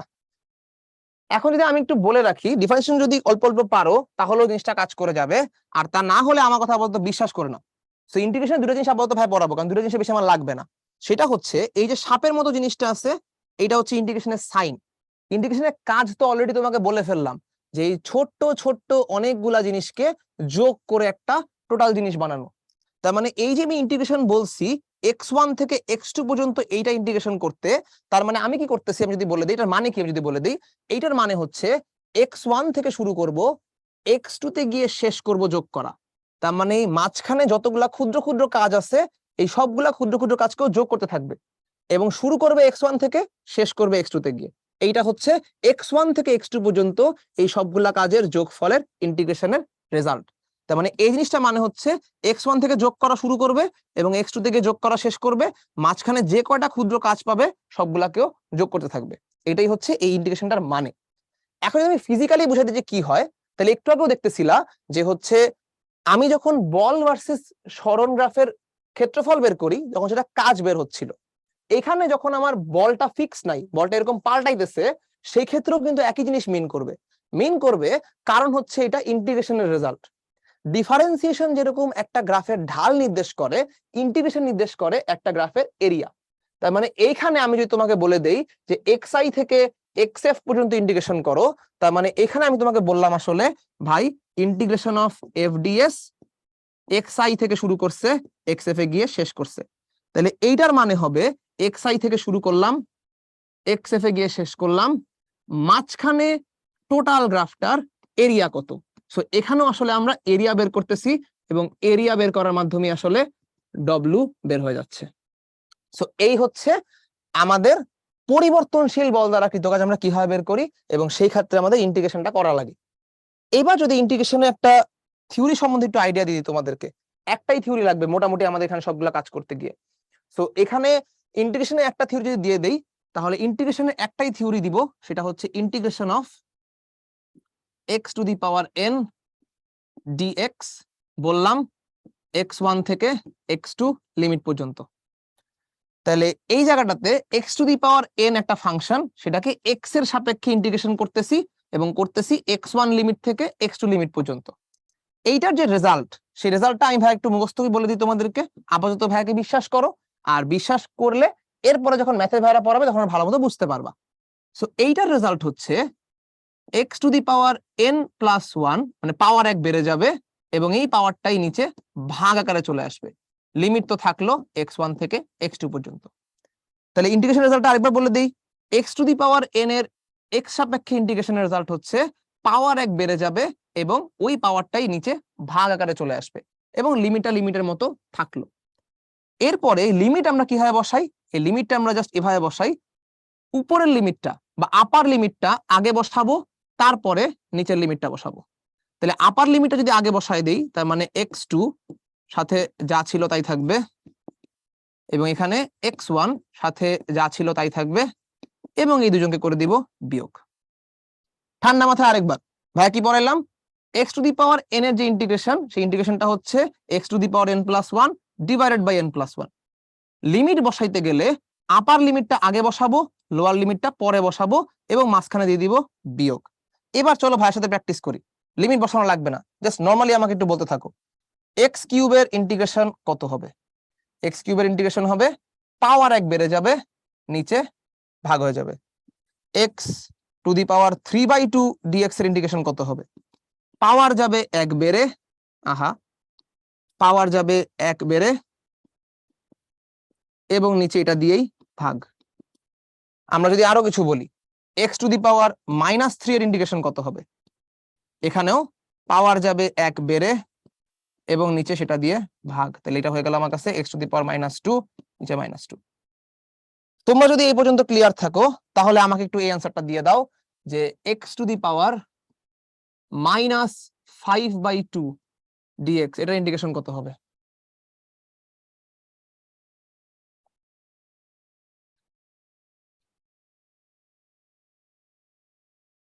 এই তো সবাই মোটামুটি পারতেছো, ভেরি গুড। আমি তারপরে জিনিসটা যদি একবার লিখে দেই, সেটার ইন্টিগ্রেশন হচ্ছে আমাদের কাছে x to the power -5/2 plus 1 by -5/2 plus 1। তো এটা আমাদের কাছে আসতেছে হচ্ছে x টু দি পাওয়ার -2 এর সাথে 1 যোগ করে দিলে -1.5 এবং নিচে হচ্ছে -1.5। সো এখান থেকে আমাদের কাছে আসবে হচ্ছে -2/3 x টু দি পাওয়ার -3/2। সবাই মোটামুটি ক্লিয়ার যতটুকু পড়াইছি। এখানে তোমাদের খুব বেশি বোঝারও আসলে কথা না, কারণ আমি খুব বেশি বোঝানোর চেষ্টাই করি নাই। সো ব্যাপারটা হচ্ছে আমি চেষ্টা করছি অতটুক পড়ানোর যতটুক তোমার আসলে ফিজিক্স করার জন্য লাগবে। সে বাকিটা যা বোঝার সেটা ম্যাথের ভাইরা তোমাকে বুঝাবে, তখন আমার কথা কিছুটা মনে করতে পারো যে ফাহিম ভাই অলরেডি এগুলো পড়া ফেলছে। এখন চলো সামনের দিকে যাই এবং এটাতে আমরা একটা ম্যাথ করবো। সো ডিউ 21/22 এর ম্যাথ বুঝতে পারতেছো কতটা ইম্পর্টেন্ট। একটা রাবার ব্যান্ড, তাকে টেনে x পরিমাণ বৃদ্ধি করে দিলাম এবং রাবার ব্যান্ডের সৃষ্ট প্রত্যাবর্তী বল হলো এত। তাহলে দেখতেই পাচ্ছ যে এই বলটা কিন্তু আসলে পরিবর্তনশীল, x যত বাড়াবা বলটাও চেঞ্জ হয়ে যাবে। তাহলে x এর 0 থেকে l পর্যন্ত বৃদ্ধি করলে কৃত কাজের মান কত। তাহলে তোমাকে সুন্দর করে লিমিট দিয়ে দিছে 0 থেকে l পর্যন্ত। তাহলে 0টা হচ্ছে তোমার লোয়ার লিমিট এবং l হচ্ছে তোমার আপার লিমিট। এবার যদি আমরা এখান থেকে একটু চেষ্টা করে দেখি যে আমরা কাজটা কিভাবে করতে পারি। w ইজ ইকুয়াল টু আমরা বলে দিছি লোয়ার লিমিট থেকে আপার লিমিট পর্যন্ত f এর সাথে সরণ। তাহলে এখানে আসলে সরণ দিয়ে এক্স বোঝাচ্ছে, মানে এখানে সরণটাকে এক্স আকারে প্রকাশ করছে, সো আমরা এখানে এক্স দিয়ে দিব। সো আমরা যদি লোয়ার লিমিট আপার লিমিট বসাই, লোয়ার লিমিট হচ্ছে 0, আপার লিমিট হচ্ছে এল, বলটা দিয়ে দিচ্ছে আমাদেরকে a x plus b x square, এবং এটাকে আমরা ইন্টিগ্রেশন করতেছি এক্স এর সাপেক্ষে। তাহলে ডিফারেন্সিয়েশনে যেরকম যোগের মধ্যে এই জিনিসটাকে ভাগ করে দেওয়া যায়, আমরা এখানেও ভাগ করে দিব। ঠিক ডিফারেন্সিয়েশনের মতো করেই আমরা বলবো A x dx plus same জিনিসই আবার B x square dx. Differentiation যেরকম অল্প অল্প করে পড়ছো যে ভাই ধ্রুবকের আসলে কোনো কাজ নাই, মানে এখানে যদি আমরা আগের টপিকে যদি বলতাম যে ইন্টিগ্রেশন অফ 3x dx, তাহলে আমরা আগেই 3 কে বাই করে নিতাম, কারণ 3 এর কোনো কাজ নাই, 3 হচ্ছে ধ্রুবক। 3 কে বাদ দিয়ে বলতাম x dx এর ডিফারেন্সিয়েশন করো, এবং তারপর তোমাদের কাছে রেজাল্টটা আসতো 3x স্কোয়ার বাই 2। সো এই যে ধ্রুবকগুলো আছে, সেই ধ্রুবকগুলো আসলে খুব একটা কোনো কাজ নাই। সো এই a এর আসলে খুব একটা কাজ নাই, এই b এর আসলে খুব একটা কাজ নাই, এগুলা ধ্রুবক, এগুলাকে বাই করে নেওয়া যায়। সেগুলা যদি বাই করে ফেলো তাহলে জিনিসটা কেমন আসবে? তাহলে আমাদের কাছে জিনিসটা আসবে হচ্ছে, এখানে করি বাকিটা, আমাদের কাছে জিনিসটা আসবে a থাকলো বাইরে, ভিতরে 0 থেকে l x dx, এখানে b থাকলো বাইরে, ভিতরে x স্কোয়ার 0 থেকে l dx। তাহলে x এর ডিফারেন্সিয়েশন তো আমরা পারি, x এর ডিফারেন্সিয়েশন হচ্ছে x স্কোয়ার বাই 2, থাকলো এখানে 0 থেকে l। এখানে ডিফারেন্সিয়েশনটা আমরা পারি, x স্কোয়ার ডিফারেন্সিয়েশন হচ্ছে x কিউব বাই 3, পাওয়ার 1 বেড়ে গেছে, নিচে 1 ভাগ হয়ে গেছে 0 থেকে l। তাহলে এবার লিমিটগুলো বসাও, আপার লিমিটটা আগে বসাবা, লোয়ার লিমিটটা পরে বসাবা। তাহলে আপার লিমিট যদি আমরা আগে বসাই, তাহলে এলটা আমরা আগে বসাবো, তাহলে এল আগে বসাই, তাহলে এখানে এ এল স্কোয়ার বাই 2, তারপর আমরা জিরোটা বসাবো minus A into 0 square by 2, এখানে আমরা আগে এলটা বসাবো, তাহলে B L cube by 3 minus B 0 cube by 3। তাহলে এইটারও আসলে খুব একটা দরকার নাই, এটারও আসলে খুব একটা দরকার নাই, তাহলে আমরা এখান থেকে লিখতে পারি a l square by 2 plus b L cube by 3 joule. So এইটা হয়ে গেল আমাদের কৃত কাজ। তাহলে এইবার যদি আমরা এখান থেকে বলে ফেলতে পারি যে ভাই এই হচ্ছে ডিফারেন্সিয়েশন অভ্যাসে করানো হয়নি। আচ্ছা, 0 উপরে দিলাম না কেন? কারণ হচ্ছে তোমাকে কি বলছে দেখো তো, তোমাকে বলছে 0 থেকে শুরু করে এল পর্যন্ত। আমরা এখানে লিমিটটা ওইভাবে বসাই, নিচেরটা হচ্ছে যেখান থেকে শুরু হয়েছে, আর এলটা হচ্ছে যেখানে শেষ হয়েছে। আমরা একটু মিলাই দেখি, এই যে xi থেকে শুরু করে xf পর্যন্ত, এটাকে আমরা কি বলছিলাম, নিচে xi উপরে xf। সেখানেও তাই হয়েছে, দেখো 0 থেকে শুরু করে এল পর্যন্ত, তাহলে নিচে 0 উপরে এল। আচ্ছা, সো এই হচ্ছে আমাদের অ্যান্সার। এবার যদি একটু ছোট করে জিনিসটাকে রিক্যাপ করে দিই, কারণ ইন্টিগ্রেশন জিনিসটা তোমাদের জন্য নতুন, তাহলে আমরা এখানে যেটা বলে দিতে পারবো, আচ্ছা দেখে প্রশ্ন দেখে কেটে দিলাম কিভাবে। আচ্ছা, এটা তো কেটে দেওয়ার জন্য খুব একটা বড় কিছু করা লাগেনি ভাইয়া, এই জায়গায় 0 স্কোয়ার দিয়ে তুমি এ কে গুণ দাও, 0 আর এ গুণ দিলে কি হবে 0, 0 আর বি গুণ দিলে কি হবে 0, সেটা তো দুটোই তো 0। আচ্ছা, আমি ছোট করে রিক্যাপ করে দিই জিনিসটা, এবং এটাই আমাদের ক্লাসে আজকে লাস্ট টপিক, ঠিক আছে? সো আমরা এখানে আমাদের কাছে একটা পরিবর্তনশীল বল আছে, পরিবর্তনশীল বল দিয়ে কৃত কাজ করতে হলে আমাদেরকে ইন্টিগ্রেশন করতে হয়। তাহলে পরিবর্তনশীল বল সরণের সাপেক্ষে ইন্টিগ্রেশন করতেছি, এইটা হচ্ছে আমার কৃত কাজ। তাহলে পরিবর্তনশীল বলটা তো দেওয়াই আছে ax প্লাস bx স্কোয়ার, সরণের সাপেক্ষে ইন্টিগ্রেশন হচ্ছে। লিমিট এটা কিভাবে পেলাম, 0 থেকে শুরু করে l পর্যন্ত, এই জন্য 0 থেকে শুরু করে নিচে l পর্যন্ত উপরে। এই দুটো আছে যোগ আকারে, যোগ আকারে ইন্টিগ্রেশন থাকলে আমরা জিনিসটাকে ভাগ করে দিতে পারি, মানে ইন্টিগ্রেশন সাইনটা বন্টন করে দেওয়া যায়। তাহলে আমরা বললাম প্রথমটার ইন্টিগ্রেশন প্লাস দ্বিতীয়টার ইন্টিগ্রেশন। এবার আমরা আসি ইন্টিগ্রেশনটা করব কিভাবে। ধ্রুবক পদটাকে বের করে ফেললাম, এর কোনো কাজ নাই, বি এরও কোনো কাজ নাই, দুইটাই ধ্রুবক। এক্স কে ইন্টিগ্রেশন করে পাইলাম x square by 2, x square কে ইন্টিগ্রেশন করে পাইলাম এক্স কিউব বাই 3, পাওয়ার 1 বেড়ে গেল, ওই পাওয়ারটা দিয়ে ভাগ হয়ে গেল। এবার আমরা লিমিট বসাবো, আগে আপার লিমিট বসাবো, তারপর লোয়ার লিমিট বসাবো। আপার লিমিট বসায় পাইলাম a l square by 2, lower limit বসায় পাইলাম 0। আপার লিমিট বসায় পাইলাম b L cube by 3, lower limit বসায় পাইলাম 0। তাহলে আমাদের কাছে অ্যান্সার চলে আসলো a l square by 2 plus b L cube by 3। এবার একটু বলো তো সবাই ক্লিয়ার কিনা? আজকের ক্লাস এখানেই শেষ, কোনো টেনশন নেওয়ার কোনো কারণ নেই। আচ্ছা, আমি কি আরেকবার বলবো? একটু আস্তে বলতে বলছে আবার একজন। আচ্ছা, মানে একদম যে পুরো ইন্টিগ্রেশন ক্লিয়ার হয়ে যাবে তা না, কারণ ইন্টিগ্রেশন তো আমি আসলে তোমাকে পড়াচ্ছি না, আমি তোমাকে পড়াচ্ছি যতটুকু লাগবে ততটুকু, বাকি ইন্টিগ্রেশন তোমরা ম্যাথে ক্লিয়ার করবা। আপাতত হচ্ছে এই ম্যাথটা করার মতো ইন্টিগ্রেশন তোমার কাছে ক্লিয়ার কিনা সেটা দেখো। আচ্ছা, লাস্টের আগের লাইন কি করছি, আপার লিমিট আর লোয়ার লিমিট বসাইছি। আপার লিমিটটা আমরা আগে বসাই, এই এলটাকে এক্স এর জায়গায় বসাইলাম, বসাই কি পাইলাম এল স্কোয়ার বাই 2। জিরোটাকে বসাইলাম এক্স এর জায়গায়, তাহলে কি পাইলাম 0। এলটাকে বসাইলাম এক্স কিউবের জায়গায়, কি পাবো বিএল কিউব বাই 3। জিরোকে বসাইলাম এক্স এর জায়গায়, পাবো একটা 0। তাহলে এই দুটাকে যোগ করে দিলাম, আর বাকি দুটো তো 0। এই হচ্ছে হিসাব। আচ্ছা, তাহলে আশা করি মোটামুটি সবাই ক্লিয়ার। এ তো লিমিট না ভাইয়া, এ তো লিমিট না, একে বাই করে নিয়ে ফেলছি, এ তো কনস্ট্যান্ট, ও বাইরে চলে গেছে, ও বাইরে চলে গেছে, ওকে লিমিট বসানোর কোনো দরকার নেই, ও যা ছিল তাই। আচ্ছা, হোপফুলি ও কনস্ট্যান্ট সি কই, তুমি যখন একটু সামনে যাবা তখন দেখবা লিমিট যদি বসাও, কোন ইন্টিগ্রেশন যদি লিমিট থাকে তাহলে কনস্ট্যান্টটা লাগে না। আবার আমি কনস্ট্যান্ট কোনো কথাই বলি না এই জন্য, কারণ আমরা ফিজিক্সে যতগুলো ম্যাথ করবো সবগুলাতেই লিমিট থাকবে। সো লিমিট থাকলে কনস্ট্যান্ট লাগে না। যারা অলরেডি কিছু ইন্টিগ্রেশন পড়ে ফেলছো তারা জানো যে কনস্ট্যান্ট বলে একটা জিনিস থাকে, সেটা লিমিটেড ইন্টিগ্রেশন জন্য থাকে না, এবং ফিজিক্সে তোমার কখনোই কনস্ট্যান্টটা লাগবে না। ফিজিক্সে তোমার লিমিট ওয়ালা ইন্টিগ্রেশনই থাকবে, এবং সেখানে কখনোই কনস্ট্যান্টটা লাগে না, সেজন্য পড়াই নেই আমি ওটার। সো আপাতত কনসেন্ট্রেশন করার দরকার নেই। আচ্ছা, তাহলে এই হচ্ছে মোটামুটি হিসাব নিকাশ। বিভব শক্তি ওকে,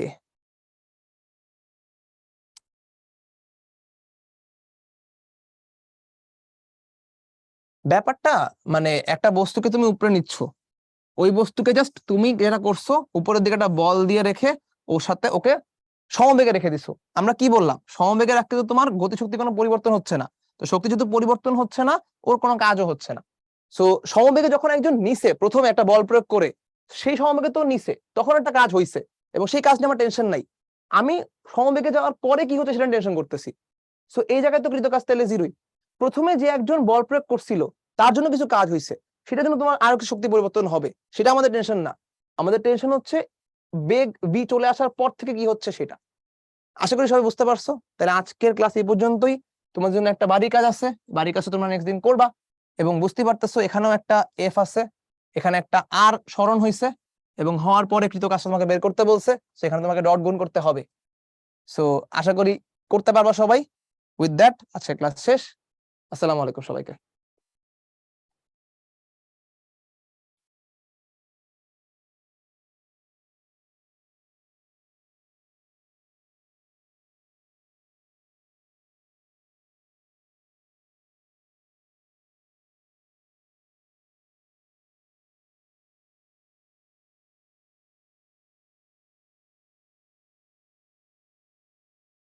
ওকে, তোমাদের ক্লাসটা এই পর্যন্ত ছিল। আজকে হচ্ছে তোমাদের একটা লেকচার উপর ক্লাস হয়েছিল। তোমরা হচ্ছে যারা এখনো এক্সামটাতে অ্যাটেন্ড করো নাই, তোমরা হচ্ছে ক্লাস যেহেতু এখন শেষ, তো এই সময় থেকে আগামী যে সময়টা থাকবে এর মধ্যে তুমি হচ্ছে এক্সামটা মানে দিয়ে দিবা, ঠিক আছে? হ্যাঁ হ্যাঁ, লিভ নিতে পারো।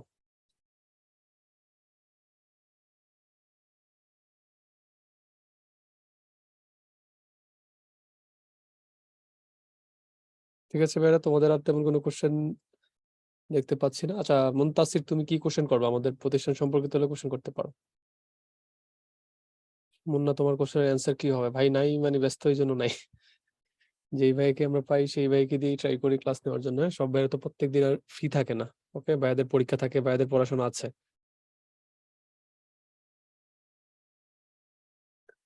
জোহরা বলতেছে এক্সাম দেওয়ার সময় কারেন্ট চলে গেছিল, তাই সাবমিট করতে পারি নাই। আচ্ছা, কি আর করবা। না, আজকে কেন শুধু এমসিকিউ এক্সাম থাকবে? তুমি হচ্ছে রুটিন দেখো নাই? আজকে হচ্ছে তোমাদের চ্যাপ্টার ওয়াইজ এক্সাম আছে, সিকিউ। রুটিনটা একটু ভালো করে দেখে নিবা প্রতিদিন।